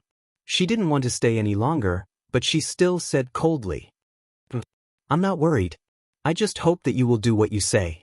In fact, she didn't want Su Qingsang to stay in Lin City and wander around under her nose. Now that she was willing to leave, she couldn't ask for more. Su Qingsang felt a little helpless because of her tone. Why didn't she see it before? Li Qianshue's coldness was so superficial. Then, Auntie, I have to go to a meeting. Li Qianxue glared at her. Was she chasing her away? If it weren't for the sake of her daughter, did she think she would be willing to come to this place that smelled of disinfectant? Li Qianshue's expression was a little unfriendly. She turned around and walked out. Su Qingsang realized that her last sentence was not very appropriate. But she had already said it. When she went back to the desk to pick up the folder and notes, she suddenly saw the box on it. After thinking for a moment, she picked it up and handed it to Li Qianxue the moment she opened the door. Auntie, this is a small souvenir I bought in Japan. It's for you. Li Qianxue almost laughed at Su Qingsang's action. She glanced at the box with a bow on it. You bought too much, didn't you? You can't give it out? For me? You want me to not pursue the matter of your mother? Su Qingsang forced herself to calm down and said extremely calmly, How could that be? It was originally for you. Really? I was planning to send it to the old mansion after work. Li Qianxue looked at her draft, which didn't even lie. She sneered and didn't take the box. She glanced at the assistant. The assistant took the box with great sensitivity. Because of this small episode, Li Qianxue, who was about to leave, stopped for a moment. Su Qingsang, don't be petty in front of me. You will know that it was a mistake. How could I? Su Qingsang blinked and looked extremely sincere. I really gave it to you with sincerity. Even if it wasn't, it could only be after what she did just now. Li Qianxue didn't pay any more attention to her. She stepped on her high heels and left with a cold face. After she left, Su Qingsang stuck out her tongue. It was really tiring to deal with someone like Li Qianxue. However, she really had to think about it carefully. There was still nearly a month before the new year. She would go to Song City for an exchange for half a month. When she came back, she would pack up and settle things. Then, she would go to Rong City. Chapter 376. On the other end, Li Qianxue arrived at the company late. The regular meeting had already ended. She, the vice president, wasn't there. Su Qinghui had handled these matters very well. Su Peijian called and said that she would have lunch with her at noon. Li Qianxue hung up and asked the assistant to book a table. It was Su Peijian's favorite restaurant. When the assistant entered the door, he brought the box in. After finishing what Li Qianxue had asked, he put the box on the desk. President Li, this, throw it away. Li Qianxue said without looking up as if she had just seen it. Her voice was too cold and her tone was too firm. The assistant looked at the box and felt a little pity. However, he still picked it up. Then I'll throw it away. Throw it away. Remember to throw it far away. The assistant nodded and left with the box. Li Qianxue looked at Su Peijian sitting in front of her. The wounds on her face were barely visible after being treated yesterday. Su Peijian majored in business administration. She was also involved in the recent cooperation with Tianyu Group. Weren't you at the meeting this morning? Where did you go? You didn't even answer my calls. Su Peijian asked casually, but Li Qianxue's reaction stunned her. Mom, what's wrong? Nothing. Don't you have your dad? Don't mention it. Su Peijian was actually a little dissatisfied with Su Qinghui. But only a little. There was nothing that she couldn't say to her mother. I asked my dad to vent his anger on that woman, but he refused. I'm actually very angry. Li Qianxue looked at Su Peijian and frowned because of her words. Your father actually refused to do it? Yes. Not only did he refuse, but he also told me that there was no need to settle the score with them now. He also said that we are now working with the Hua family. It would be bad if we offend Hua Jinyao. So what if it's Hua Jinyao? Thinking of this, Su Peijian felt a little annoyed. He's just from Rong City. He's famous. Why should we be afraid of him? Your dad has a point. Li Qianxue didn't continue to cause trouble for Su Qingsang today. Wasn't it because of Hua Jinyao? Mom, why do you say that too? Su Peijian was getting more and more annoyed. He glared at Li Qianxue, his face full of resentment. Peijian. Li Qianxue looked at Su Peijian. For now, the bigger picture is more important. You should listen to your father first. Su Peijian looked unconvinced. However, thinking of what Su Qinghui had said, she relaxed a little. Forget it. Of course I listened to my dad. My father said that he has already thought of a way to deal with them. Really? Li Qianxue picked up the cup of tea in front of her and took a sip. Suddenly, she raised her head and looked at Su Peijian. Do you think your father has thought about how to deal with Su Qingsang and her mother? Yeah. Su Peijian didn't understand why Li Qianxue's expression had changed, but she still repeated what Su Qinghui had said that morning. My dad will definitely stand up for me. You should know that he has always loved me the most. Although Su Peijian still hadn't vented her anger, it had dissipated a lot. Moreover, Su Qinghui's promise made her even more proud. No matter what, she believed in Su Qinghui. If he said he would take revenge for her, he would. She just needed to wait for Su Qinghui and Xiang Kaiping to be punished. Li Qianxue nodded. However, when she saw Su Peijian's face, she suddenly thought of what Su Qingsang had said to her today. She said, no matter how much my mother loves my father, she will never be with him again. Because she recognizes me now. She knows that my father has ignored me for so many years. My mother loves me so much that she can't even talk about being with my father anymore. She blames my father. She hates him so much. She can't even forgive my father. She doesn't even want to talk to him. Li Qianxue's hand that was holding the cup suddenly stopped. The thought that had flashed through his mind before came back to him again. The person Su Qinghui liked was Xiang Kaiping. She knew that very well. However, for so many years, he had been as cold to Su Qingsang as he could be. He ignored her as much as he could. On the contrary, he was quite good to Su Peijian. Almost like he was holding her in the palm of his hand. Even the patriarchal attitude that some people in Lin City had was not seen in him at all. Not to mention the fact that Su Qinghui didn't treat Su Yusin as well as Su Peijian did. Su Peijian had been at home for more than 10 years when she went to school. But what about Su Yusin? As soon as he entered high school, he was sent to boarding school by Su Qinghui. He could only come back once a week. At that time, she seemed to have objected, but she couldn't resist the reasons Su Qinghui gave her. She said that boys needed to exercise. But what about Su Qinghui and Su Qingsang? He was even colder than Su Yusin. For so many years, she had never seen Su Qinghui smile at Su Qingsang. Except for the routine greetings during Chinese New Year, Su Qinghui almost ignored Su Qingsang.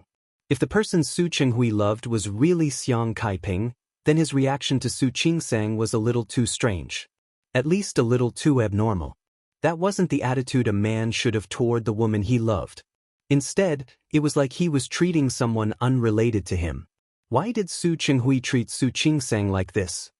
You have to know that he has always loved me the most. Su Peijian's words just now appeared in her mind at the same time.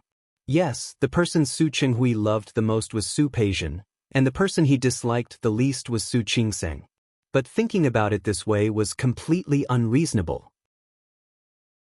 Not only was it unreasonable, but it also made Li Qianxue, who had never seriously thought about this strange situation, more and more suspicious. It was not normal, it was very abnormal. There must be something wrong when things were abnormal. So if Su Qinghui treated Su Qingsang badly and Su Peijian well, then what was normal? Normally, Su Qinghui should be the one who treated Su Peijian well and Su Qingsang well, right? Mom. She didn't speak, so Su Peijian called her. Li Qianxue didn't hear her. She was thinking about her question just now. Just what was wrong with this? She couldn't think of it at the moment, but the words between Su Qingsang and Su Peijian were like a replay, constantly going back and forth in her mind. The strange feeling that something was wrong came again. In a flash, Li Qianxue seemed to think of a key point. She just wanted to figure out that key point. Mom! Su Peijian called out even louder than before. Li Qianxue was shocked. Peijian? Mom, are you okay? When Su Peijian asked, she deliberately waved her hand in front of Li Qianxue. Chapter 377. Her thoughts had been interrupted, and she couldn't continue thinking. Seeing that Su Peijian still wanted to wake her up, Li Qianxue reached out and held her hand. It was rare that her tone was harsher than usual. How old are you? Why are you still so careless? I saw that you were ignoring me. Su Peijian pouted, obviously feeling a little wronged. Mom was thinking about something, and now you've interrupted me. Mom, what are you thinking about? Su Peijian couldn't control her curiosity. Tell me? You. Li Qianxue looked at Su Peijian again and suddenly wanted to compare her with Su Qingseng. Speaking of which, Su Peijian was about the same age as Su Qingseng. Su Peijian was naturally prettier. But in terms of stability, Su Qingseng was much more stable than Su Peijian. She didn't know if it was because she and Su Qinghui had spoiled this child too much. Li Qianshue's heart suddenly felt a little uncomfortable. She had spent so much effort to raise her daughter. In the end, she couldn't compare to Su Qingseng, an illegitimate daughter who grew up freely on her own. Wasn't this a slap to her face? Li Qianxue suddenly sat up straight. She looked at Su Peijian's face and was momentarily lost in thought. So, this was Su Qinghui's revenge? If this was Su Qinghui's revenge, then all his previous actions, those favoritism for Su Peijian and his disregard for Su Qingseng, could be explained. Overpraise? It was the most common method of wealthy families. Indulging their children. It made them arrogant and willful. In the end, they even caused a lot of trouble. Was Su Qinghui planning to do that? It was completely possible. Su Qinghui probably wanted to spoil Su Peijian and lead her in a bad direction. However, because there was still her and old Master Li at home, she couldn't let him get what he wanted. Even so, Su Peijian's personality was more arrogant than that of the other rich young ladies in Lin City. Li Qianxue had forgotten that she had wanted to spoil this daughter of hers. She had given birth to a child that she had carried in her womb for 10 months. Naturally, she couldn't pamper him enough. However, now that he had noticed Su Qinghui's actions, he seemed to have figured out what kind of sinister intentions he had. Su Qinghui, so that's what you're planning? What kind of plan was this? Mom? What happened to you? Su Peijian didn't have time to figure out why Li Qianxue had acted strangely just now. However, her expression made her a little worried. Mom, are you really okay? I'm fine. Li Qianxue didn't look well. When she thought of Su Qinghui, she naturally thought of what he had done. Li Qianxue felt a fire burning in her heart. She couldn't wait to rush to Su Qinghui and argue with him.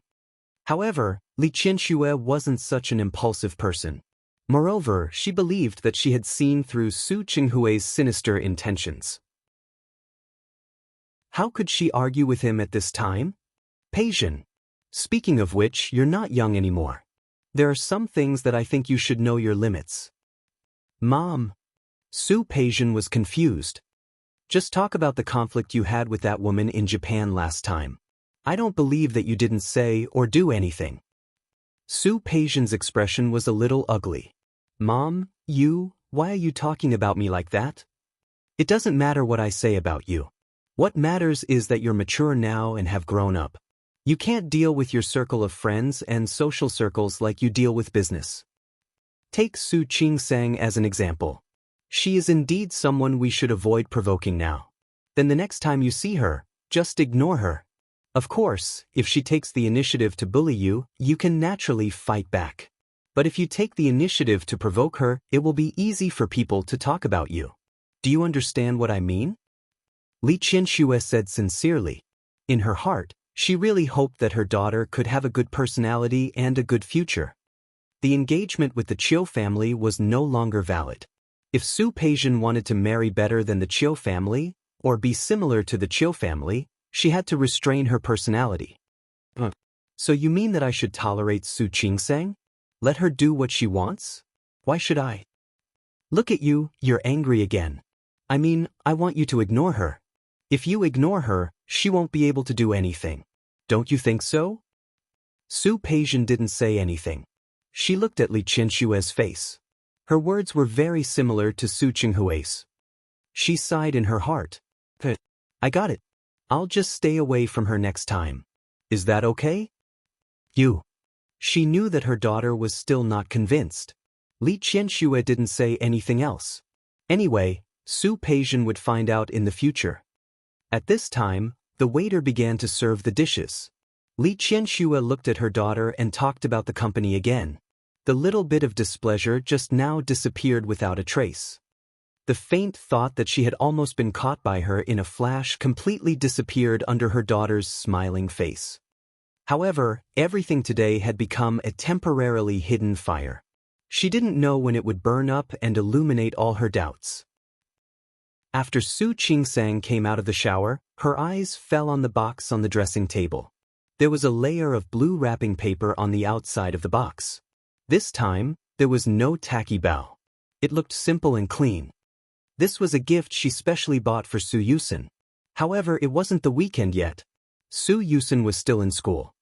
She suddenly remembered that she had given the rest of her hand to Li Qianxue today. Li Qianxue would probably be so angry that she would want to throw it away. Thinking about it, it was a pity. However, when she thought about Li Qianxue's face at that time, she didn't feel that it was a pity. Instead, she felt happy. What are you thinking about? Smiling like a fox? Hu Jinyao was behind her and happened to see her giggle in the mirror. He reached out and easily pulled her small body into his arms. Nothing. Su Qingsang shook her head and decided not to tell Hu Jinyao that Li Qianxue went to find trouble with her today. Is it really nothing? Hu Jinyao put his hand on her waist and the threat was obvious. Are you going to tell me or not? Su Qingsang raised her hands to surrender. She was really scared of Hu Jinyao. I was just thinking about when to send this to Su Yusen. This was not the truth, but Hu Jinyao didn't intend to expose it immediately. You can send it to him anytime. If it weren't for the fact that Su Yusen still had some sibling feelings for Su Qingsang, he wouldn't have let her send this gift. Hu Jinyao suddenly sat up straight and turned Su Qingsang's face to look at him. Honey, speaking of which, you went to Japan. You played with Mom for a few days. In such a short time, you brought gifts for the people in your department and Su Yusen. What about me? Where is my gift?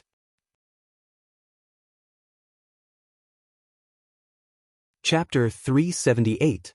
Su Qingsang was stunned by Hu Jinyao's words. She rubbed the tip of her nose and curled her lips awkwardly at Hu Jinyao. You don't lack anything. I don't know what to give you either. Su Qingsang. Hu Jinyao was angered by her words. What do you mean I don't lack anything? Can you not give me anything just because I don't lack anything? Do the people in your department lack something? Does Su Yusen lack something? He was her husband after all. They should be closer than others, right? But what happened? Everyone had a gift, but he didn't. Only he didn't. Seeing that Hu Jinyao was really angry, Su Qingsang lowered her voice. That's different. How is it different? Their relationship with me is not the relationship I have with you. Hu Jinyao's face darkened because of her words. He didn't intend to let it go. What relationship do we have? Could it be that in your heart, your relationship with Su Yusen is closer than the relationship between you and me? If she dared to say that, Hu Jinyao would definitely punish her today and let her know that their relationship was much closer and deeper than Su Yusen's. I didn't mean that. Hu Jinyao got up and went back to the bed, looking like he didn't want to talk to her. Su Qingsang bit her lip and saw that he was really angry. She got up and sat down on the bed. She reached out to touch Hu Jinyao's arm, but he ignored her. He turned his back to her.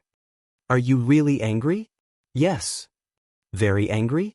Very angry. He had his back to her, so Su Qingsang couldn't see the expression on his face. After thinking about it, she leaned over and kissed him on the cheek. Can you calm down now? No. Hu Jinyao said that, but his expression didn't change at all. Then what about this? Su Qingsang leaned over and kissed him on the lips again. Not yet. If Su Qingsang couldn't see that this person was doing it on purpose, then she would have spent all this time with him for nothing. Her red lips rose. She didn't kiss him again. Instead, she put her hand next to him and put one hand on his arm. I said that our relationship is different from theirs because I feel that our relationship is closer. Since it was a closer relationship. In that case, it would be the same with or without this gift.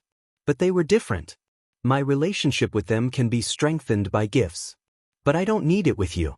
If Hu Jinyao didn't turn around, he wouldn't know if he was appeased or not. I really didn't mean to ignore you. Because I don't know what to give you. She didn't have much experience with men. The wallet, belt, and the like that were usually used by men. The ones Hu Jinyao used were custom-made. When she went to Japan to buy those for him, she was afraid that he wouldn't like them. I need it. I need it very much. Hu Jinyao didn't turn around. As long as it's from you. I want every blade of grass. Can't I? Sure. What will you do if I really forget to buy you a present? What can we do? Anyway, I am very angry now. Very unhappy. Hu Jinyao didn't want to let it go. Su Qingsang looked at his back. She called him again, but he still didn't turn around. Su Qingsang looked down at the bathrobe she was wearing. She had been wearing a bathrobe since she took a shower. However, Hu Jinyao didn't notice that she didn't wear pajamas after taking a shower like before. She gritted her teeth, stood up, and left the bed.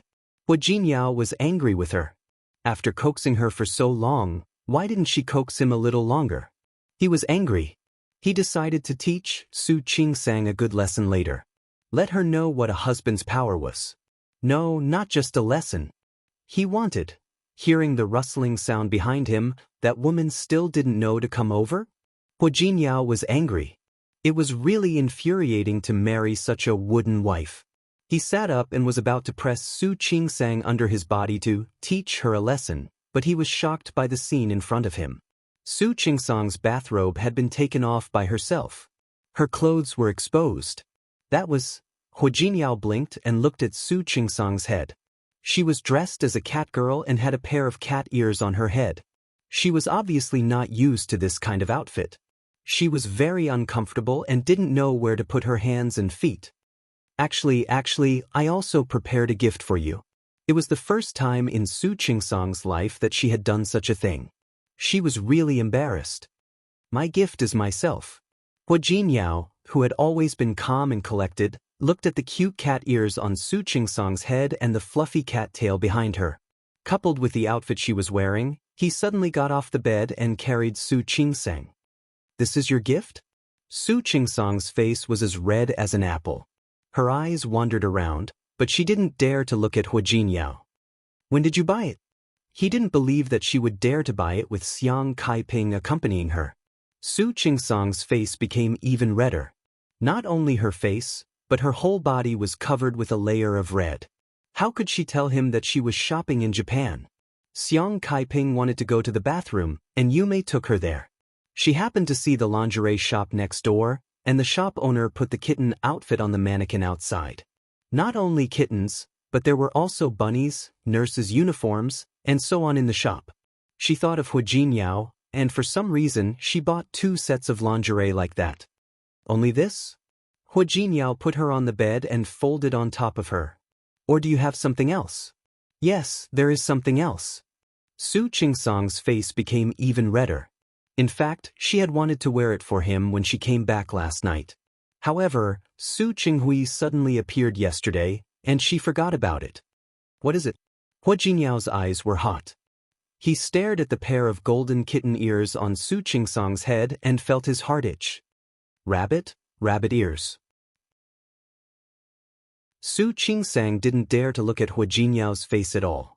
She really felt like her whole body was burning. Hu Jinyao lowered his head and kissed her lips. Wear it for me tomorrow. Su Qingsang nodded lightly.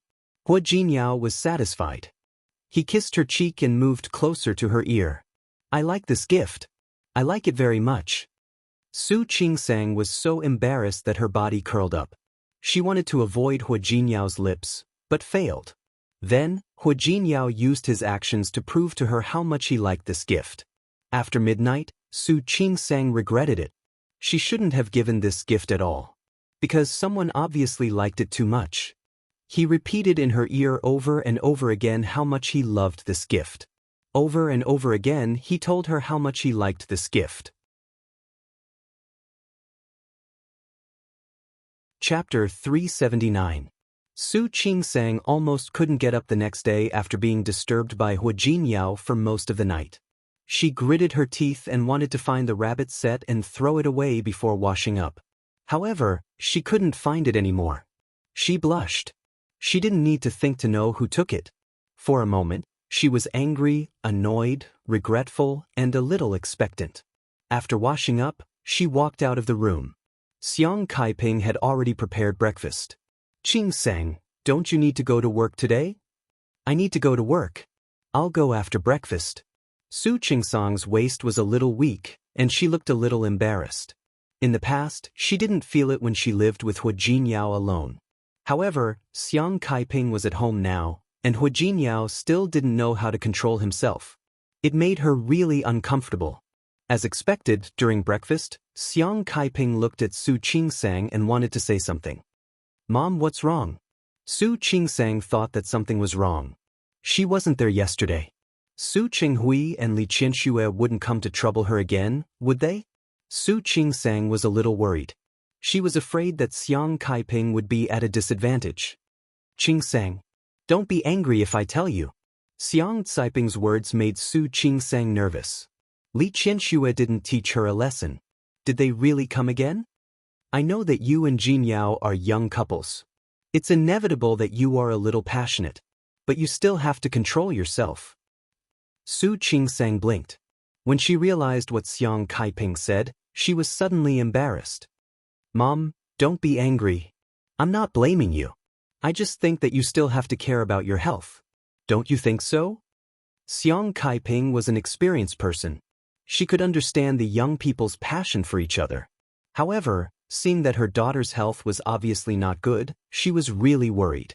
"Don't think too much. I don't want to interfere with your private affairs. I just think that Jinyao doesn't know how to control himself." She looked at Su Qingsang's walking posture and knew that she had a hard time yesterday. Her daughter had to go to work today. However, he really didn't know how to feel sorry for her. "Mom." Su Qingsang tried her best to remain calm and tried her best to make her expression look normal. "You're only saying this to me, aren't you? I also told Jinyao." Xiang Kaiping was not with Su Qingsang in the past. She felt sorry for her daughter. Now that he had recognized a daughter, he naturally wanted to pamper her and make up for the lost time. She was happy that Su Qingsang and Hu Jinyao loved each other so much. But looking at Hu Jinyao's body, and then looking at Su Qingsang's petite figure, Hu Jinyao's heart skipped a beat. Xiang Caiping's heart ached for her daughter. Su Qingsang was embarrassed. For an elder to say something like this, it was really, "You don't have to feel embarrassed." Jinyao knew he was wrong. "He promised me." Xiang Kaiping was actually a little embarrassed to say this. He always felt like he was pointing fingers at a young man. But if she didn't say it, she really couldn't help it. "All right. I got it." Su Qingsang couldn't sit still anymore. She lowered her head and covered up the waves of discomfort by eating. Because of this, Su Qingsang forgot to tell him her plan. The next day, the people from the administrative office came to ask her about it. Zhou Hongshan reported her name, and the people from the administrative office asked if she was willing to go to Song City Central Hospital to participate in the exchange program. Of course, Su Qingsang was willing. She had been studying cervical cancer recently, and there was a doctor in Song City who was very experienced in this area. The departure time was 3 days later. Su Qingsang only remembered that she seemed to have forgotten to tell Hu Jinyao about it. Was this considered acting first and reporting later? Su Qingsang finally remembered to mention it when they were having dinner that night. "I'll go for the exchange program for half a month. There is a Professor Wu in Song City, and I have always wanted to learn from her." Hu Jinyao and Xiang Kaiping looked at each other. Both of them were a little surprised by Su Qingsang's decision. "I don't object to the exchange program. But why do we have to go to a place so far away from Song City?" Song City was in another province, very far from Lin City. Although it was as developed as Lin City, it was still not as comfortable as being at home. Xiang Kaiping and her daughter had just gotten to know each other. She really couldn't bear to be separated for half a month. "We have a collaboration with Song City Central Hospital," Su Qingsang explained very patiently. "This time, this opportunity is also very rare. Since the hospital has given me this opportunity, of course, I have to cherish it." Hu Jinyao didn't say anything. He knew how focused Su Qingsang was. She could ignore him for a week for the sake of a thesis or a research project. It was understandable that she wanted to go to Song City. But it will be the new year by the time you come back. Xiang Kaiping was still a little worried. If this time is delayed for a few days, won't you be able to come back in time for the new year? Mom, what are you thinking about? Su Qingsang wanted to laugh, but also felt a little sad. Mom, we said half a month, so it will be half a month. I will definitely come back in half a month. Besides, I still want to come back to spend the new year with you guys. Really? Of course. After saying this, Su Qingsang thought of her promise to Li Qianxue. She turned to look at Hua Jinyao. Shall we go to Rong City for the new year this year? Rong City? Hua Jinyao didn't say anything. Xiang Kaiping was stunned. Why are we going to Rong City? Mom, Jinyao is from Rong City. It is normal for us to go to Rong City for the new year. Besides, Mom, haven't you always been in Rong City? I also want to see where you used to live. Xiang Kaiping was a smart person. She immediately thought of the key point. Wanting to go to Rong City was not the real reason. She wanted to avoid Su Qinghui and his family, right? Hua Jinyao didn't say anything. When he heard Su Qingsang say this, he looked up at her and said, "You will go to Rong City after the new year and not come back?" You can say that. Su Qingsang nodded. Since she had promised Li Qianxue, of course, she would do it.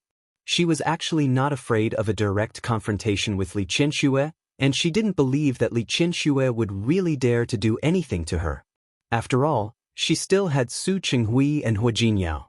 Moreover, Li Qianxue was an extremely prideful person. It wasn't her style to let go of her pride to deal with a little illegitimate daughter like her. After all these years, she and Li Qianxue could live in harmony. She knew that as long as she didn't step on Li Qianxue's bottom line, Li Qianxue wouldn't do anything to her. Since Su Qingsang had already made up her mind, the matter was settled. Su Qingsang would go to Song City for an exchange program. When she came back, the family would pack up and go to Rong City together. Xiang Kaiping didn't care. Wherever her daughter went, she would go.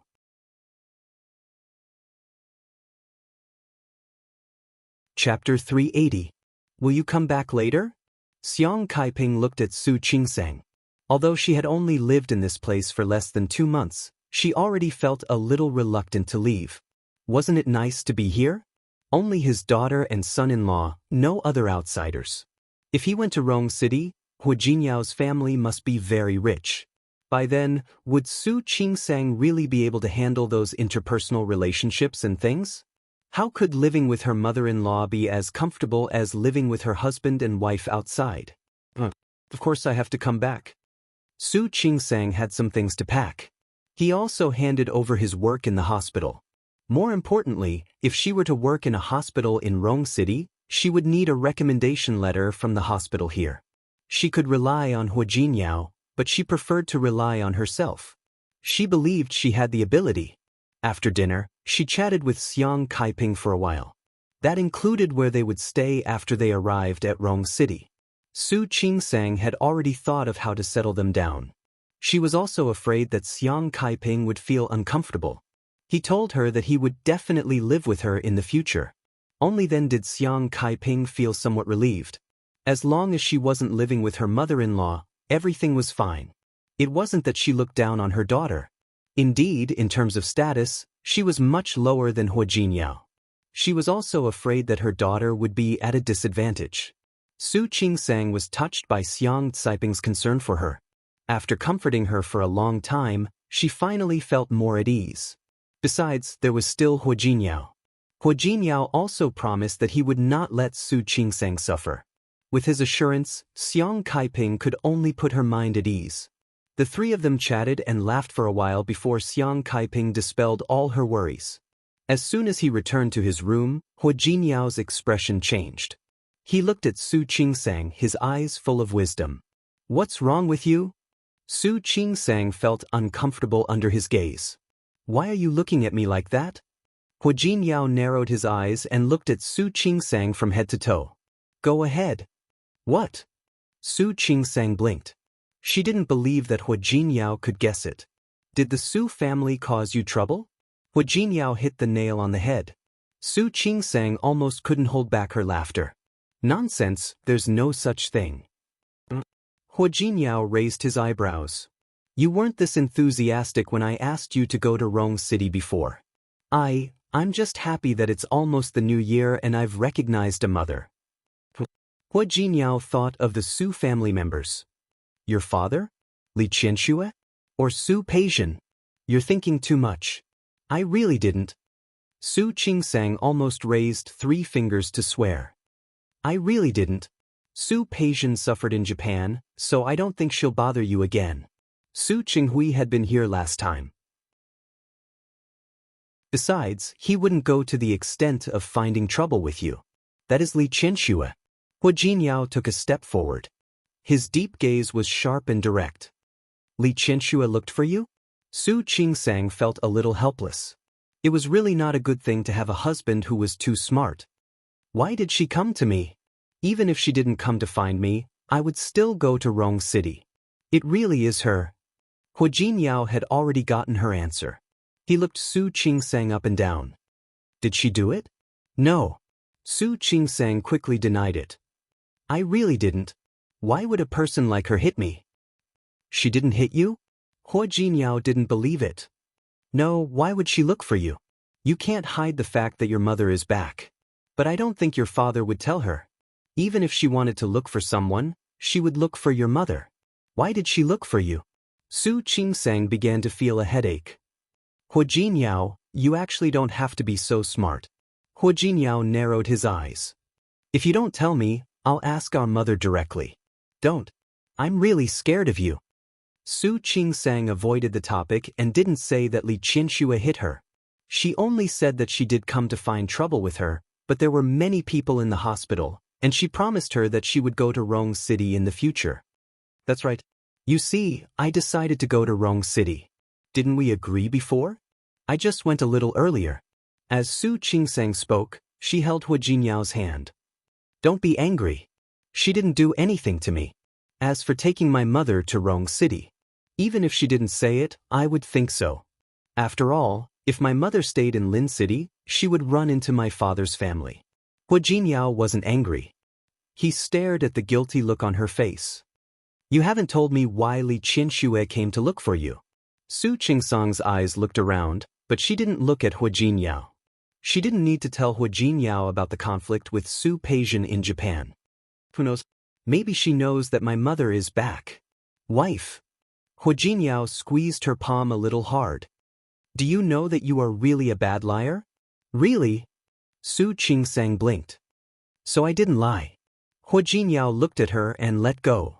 Okay, I suddenly think it's better for me to ask our mother. I'll also tell your mother about Li Qianxue coming to look for you. I don't think your mother knows, does she? Su Qingsang was defeated by him. She quickly grabbed his hand and said, Actually, it's really not a big deal. She hesitantly mentioned the conflict in Japan.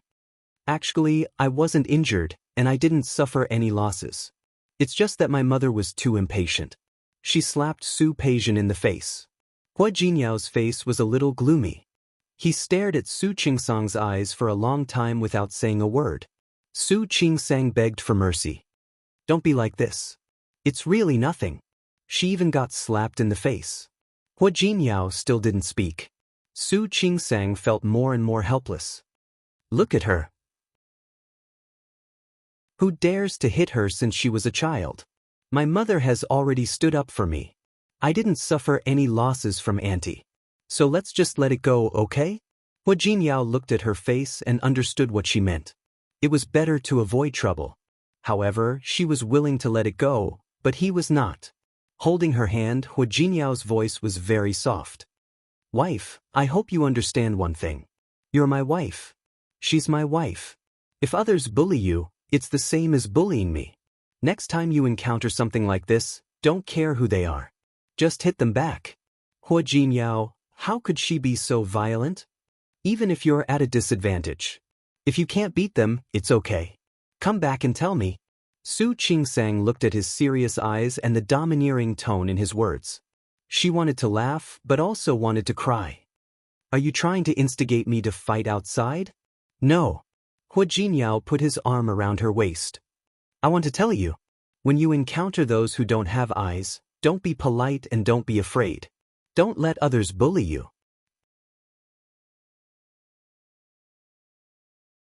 Chapter 381. I know. Su Qingsang blushed a little and leaned against Hua Jinyao's chest. Don't worry. I'm not the kind of person who will let myself suffer. Otherwise, she wouldn't have fought back when Li Qinxue came to her door. Really? Hua Jinyao didn't believe it. With her personality, she must have suffered a lot in the Su family in the past. Let bygones be bygones. Hua Jinyao would never let her suffer again in the future. Su Qingsang's face was pressed against his chest, and she smelled his clean, masculine scent.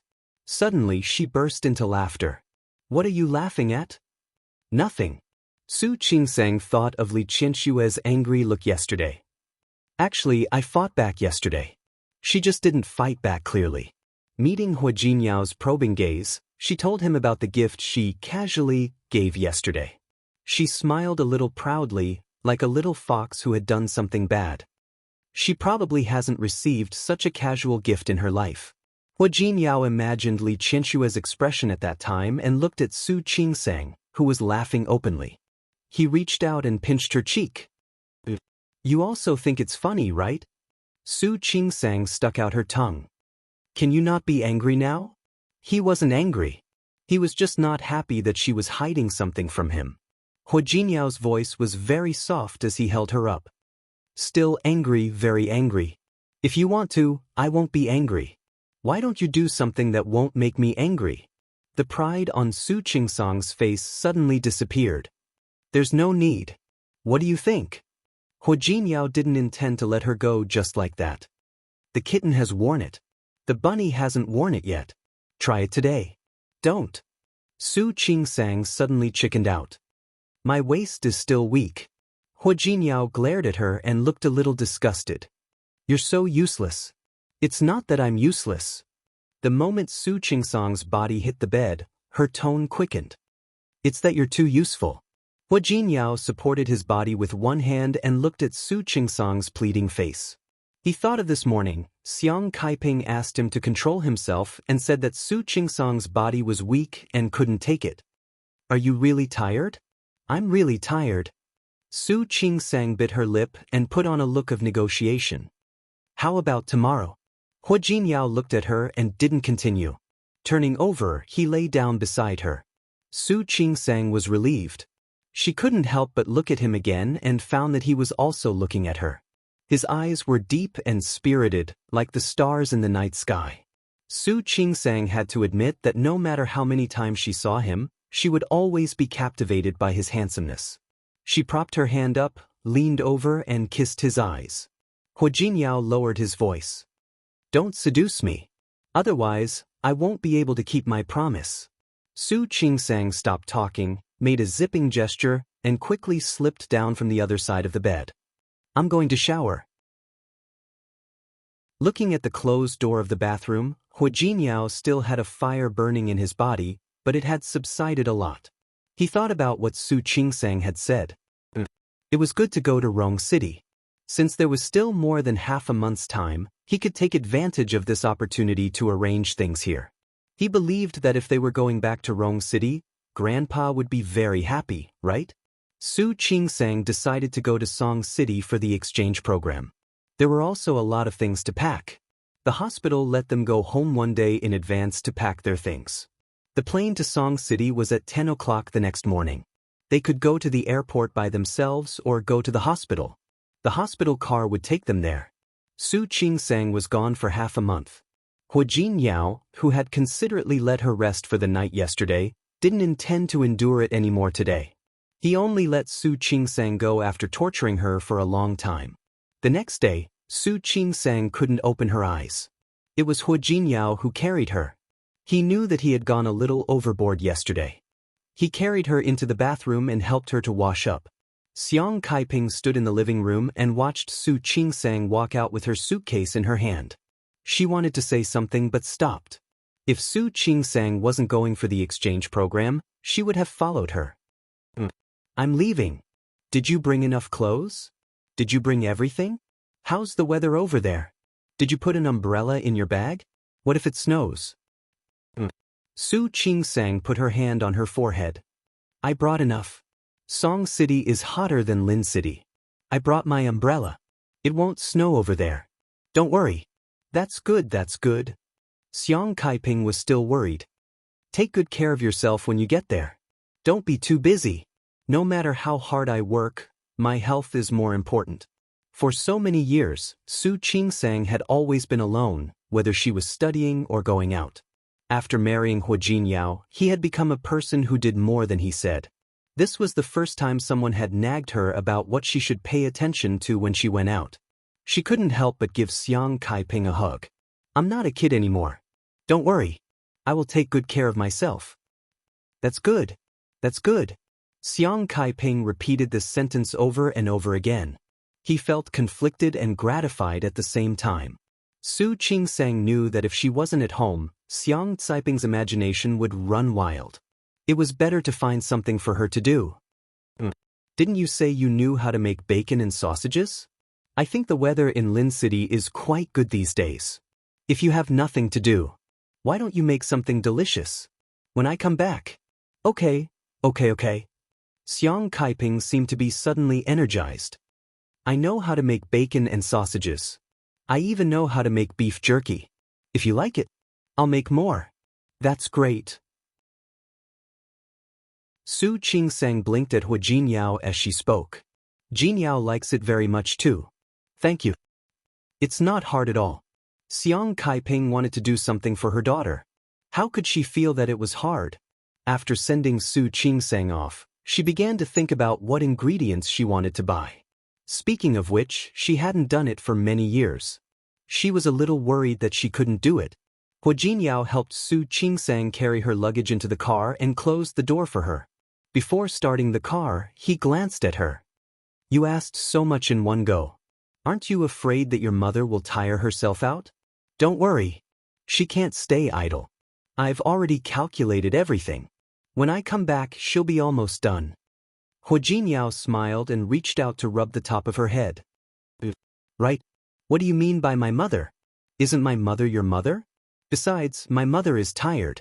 Don't you know how to remind her when you're at home? Su Qingsang blinked at him with obvious dissatisfaction in her eyes.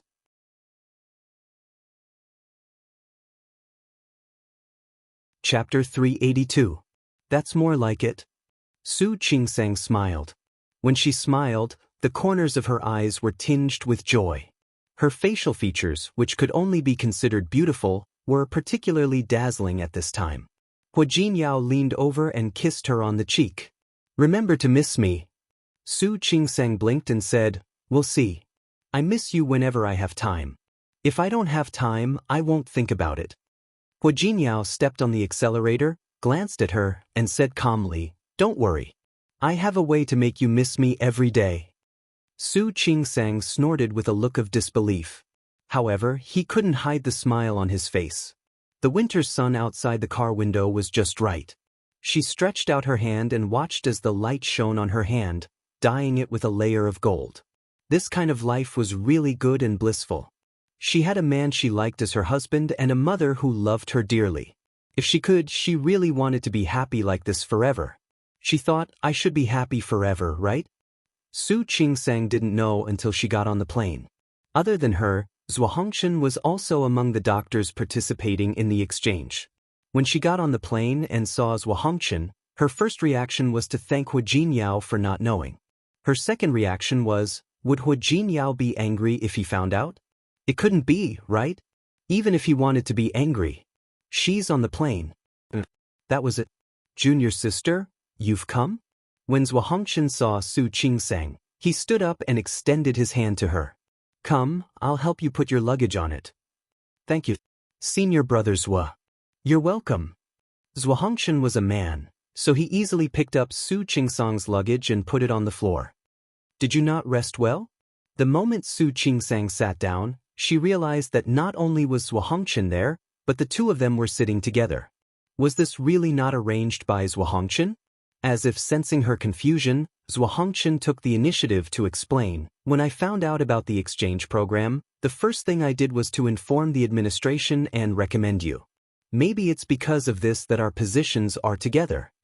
It's okay. Su Qingsang waved her hand. It's okay to sit together. I happen to have a question to ask you. You're being too polite by saying that you're asking for advice. If you have any questions, just ask. Thank you, senior brother. Su Qingsang sat down. The rest of the journey became a medical exchange with Zhuo Hongchen. As for the fact that Zhuo Hongchen was going to the exchange program with her, there was no need to tell Hu Jinyao. Thinking of a certain someone's jealousy, the corners of Su Qingsang's mouth turned up, and she smiled happily. Zhuo Hongchen had just returned from the bathroom and saw the smile on Su Qingsang's face. It was a smile that only appeared when he thought of his lover or lover. His expression darkened as he sighed in his heart. Sure enough, he was late. And Su Qingsang should be living a happy life, right? Xiang Kaiping had been busy ever since her daughter left. The sweater is almost finished. There were still 2 more sleeves to go. She wanted to finish it before her daughter came back. My daughter wants to eat sausages, bacon, and beef jerky. That was not difficult.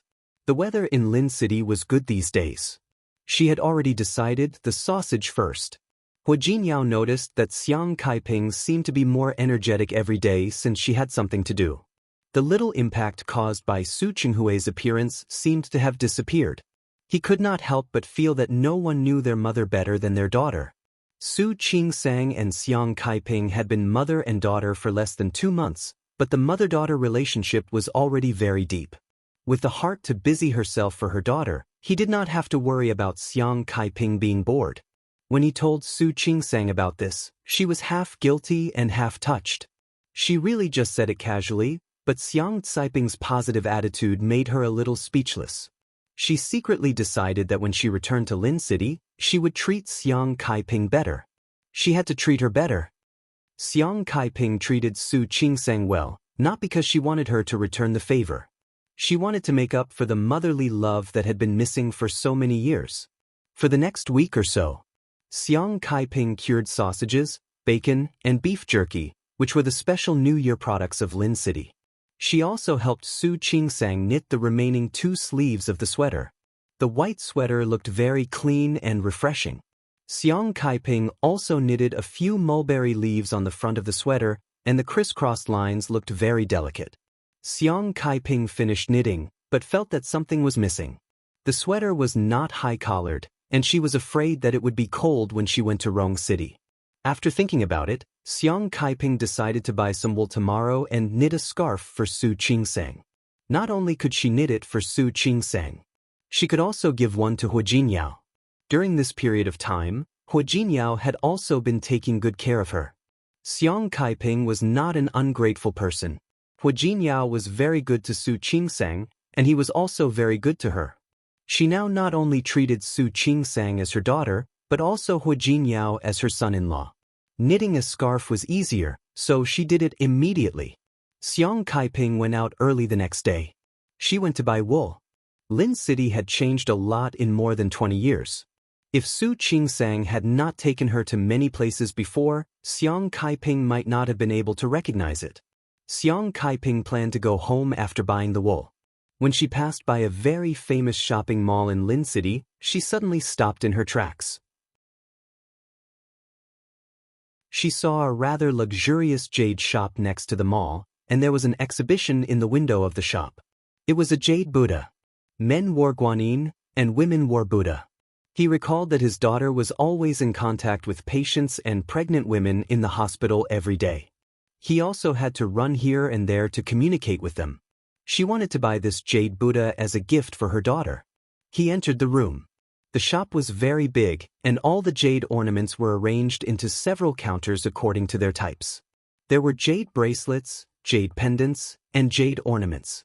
Xiang Kaiping glanced at it and walked directly to the counter where the jade pendant was sold. She asked the shop assistant to show her the jade Buddha. The shop assistant glanced at the clothes Xiang Kaiping was wearing and hesitated for a few seconds. "Auntie, this piece of jade is the treasure of our shop. It won't be cheap."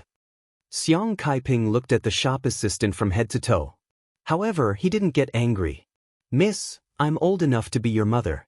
Do you think I'm here to tease you? Auntie, look at what you're saying. That's not what I meant. The shop assistant was a little embarrassed by Xiang Caiping's words. She turned around reluctantly to take the jade Buddha statue. The jade Buddha statue was not very big. It was just a little bigger than a pigeon's egg. It was a two-faced Buddha. The Maitreya Bodhisattva's big belly could accommodate. This jade Buddha statue was indeed very good, both in terms of the carving skills and the quality of the jade. When she was looking at it, the shop assistant was very worried and put her hand on the counter. Later, she felt that she was being too obvious, so she cleared her throat. Auntie, be careful when you carry it.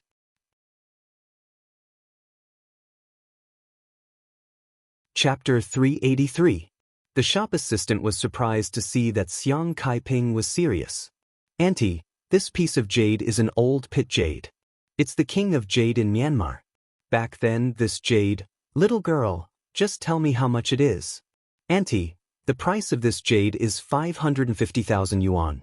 Our shop is now offering a 20% discount on jade wares. After the discount, it still costs 440,000 yuan. Xiang Kaiping frowned. That's not a good price. 440,000. It was too unpleasant to hear. Ask your boss if he can sell it for 390,000. Forever and ever. To tell the truth, no matter how good the quality of this jade artifact was, there was still a certain amount of water in it. From her point of view, this jade Buddha should be around 300,000. Auntie, look at what you're saying. We're such a big shop, and we don't specialize in your business. This was all at a discount. I can't go any lower after the discount. Xiang Kaiping looked conflicted. She really liked this piece of jade. He also felt that it was suitable for Qingsang. But 44 wasn't a good number, especially in the dialect of Lin City. For sounds the same as death. This made her even more displeased. The shop assistant sneered inwardly at Caiping's reaction. What did he mean by 440,000 not sounding good? Wasn't it because he didn't have money? Little girl, how about this, you ask your boss. Can you sell it? Xiang Kaiping was not short of tens of thousands of dollars. However, she hoped that it would be a good omen for her daughter. Today, if this jade Buddha statue could be bought for 390,000 yuan, she would buy it. Auntie, that's really impossible. The shop assistant didn't even want to ask. Now she finally realized that this woman had no money at all. If she really asked, the boss would scold her. Little girl, you don't look like a businessman. You're not your boss. How do you know you can't buy it? Although I'm not the boss, I'm not the boss. But we have rules here. She would be a fool if she really went to ask. Xiang Caiping's expression was a little ugly. She naturally knew that in places like this, people were picky and dismissive. But she didn't expect to encounter such a thing one day. Little girl, I'm not leaving yet. Are you going to ask your boss? There's really no way to ask about this. If you don't like it, you can pay the original price of 560,000. I don't mind. How can a little girl like you talk like that? Xiang Kaiping was furious. I've said it before. You're not your boss. You don't have the right to decide, do you? I don't, but I think I have the right to decide whether to ask the boss or not, right? The shop assistant's face was cold and he refused to go. The two were in a stalemate. Just then, Su Peijian walked in with a few noble ladies. Li Qianxue had a good friend whose birthday was next week. Li Qianxue had been very busy with work recently, so she asked Su Peijian to pick out a gift for her friend. When Su Peijian parked the car in front, she bumped into Luo Meishan's mother and Song Yoha's mother, who were also out shopping. Madame Luo and Madame Song had a good relationship with Li Qianxue. They naturally knew the people that Li Qianxue knew. It was Madame Luo and Madame Song's birthday the following week. Madame Luo and Madame Song also wanted to pick out a gift for Madame Luo. The three of them bumped into each other here. Su Peijian greeted the two aunties and suggested that they come to Bo Guzhai to take a look. Su Peijian saw Xiang Kaiping as soon as she entered the room. Seeing her, the old and new hatred from the last slap in the face came flooding back. Su Peijian almost couldn't keep the calm smile on her face. Peijian, what's wrong? Madame Luo looked at Su Peijian and followed her gaze. That's nothing, just a mistress. She said the last sentence so softly that the other two didn't hear it clearly. Su Peijian was a regular customer of Bo Guzhai. Not only her, but Madame Luo and Madame Song also came often. A shop assistant who already knew them quickly came up to them when she saw the three of them. Miss Su, Madame Luo, Madame Song. Their attitude towards Xiang Kaiping was completely different. The shop assistant smiled like a flower when she saw them. May I know what you are here to see today? Su Peijian wasn't in a hurry to choose something. Instead, she looked in Xiang Caiping's direction. What's going on over there? That? The shop assistant had heard it just now. Hearing Su Peijian's question, she told her what happened in a low voice. She obviously has no money, but she likes to pretend to have money. She's already paid more than 300,000 yuan, and she's reluctant to leave tens of thousands behind. She even wants us to call her boss. Don't you think that's infuriating? The shop assistant spoke softly. After all, even if Xiang Kaiping couldn't afford it, they couldn't openly offend a customer. Su Peijian snorted when she heard that, a hint of mockery appearing on her face. Madame Song and Madame Luo weren't interested in this matter and were about to choose a gift. Su Peijian turned to look at the two madams. Auntie Song, Auntie Luo. I know this customer who can't afford it. Since she can't afford the tens of thousands, why don't I help her out? When she said this, there was a flash of malice in her eyes. Madame Luo and Madame Song didn't see it, but since Su Peijian said she knew the customer, they let her be. Peijian, why don't you go first? We'll wait for you here. Auntie, you two can accompany me. Su Peijian hooked her arm around Madame Luo's. I'm just a little girl. I'm afraid that the auntie will be embarrassed and reject my good intentions. This, Madame Luo and Madame Song looked at each other and didn't object. Not to mention that the Su family was the most famous family in Lin City. Just based on their relationship with Li Qianxue, they had no reason not to help her. Just like that, the two of them followed Su Peijian to Xiang Caiping's side. Xiang Kaiping didn't have to buy this piece of jade. However, the shop assistant's attitude annoyed her. She had to see the owner of the jade today. Miss, when you're doing business, everyone is a customer. Since you're not the owner, how can you make decisions for your boss? This piece of jade is of good quality. But 300,000 is good enough. I'm offering 390,000, just to get a good start. If you really want to do business, go and ask your boss now. Can you sell it? Auntie, I've already said we can't sell it. Auntie, are you buying jade? Su Peijian had seen enough.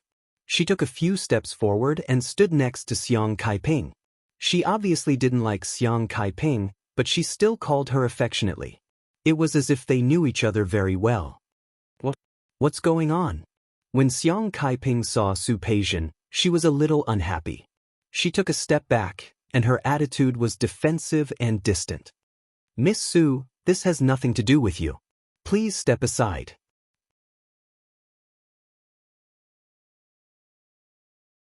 Chapter 384. While speaking, Su Peijian glanced at the shop assistant. Didn't you hear? Ask your boss to come here. Miss Su? The shop assistant treated Su Peijian with a completely different attitude. She bowed and said awkwardly, I'll go get him now. She didn't have to give face to Xiang Kaiping, who was obviously poor. But she had to give face to Su Peijian. In business, harmony makes money. Even if we can't afford it, there will be unreasonable people. We have to be nice. Don't you think so? Su Peijian seemed to be talking to the shop assistant, but she was actually looking at Xiang Kaiping. Her meaning was obvious. Don't buy it if you can't afford it. Don't look at it if you don't like it. Xiang Kaiping frowned. She really didn't like Su Peijian.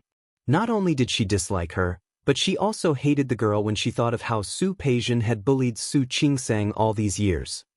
Miss Su, this has nothing to do with you.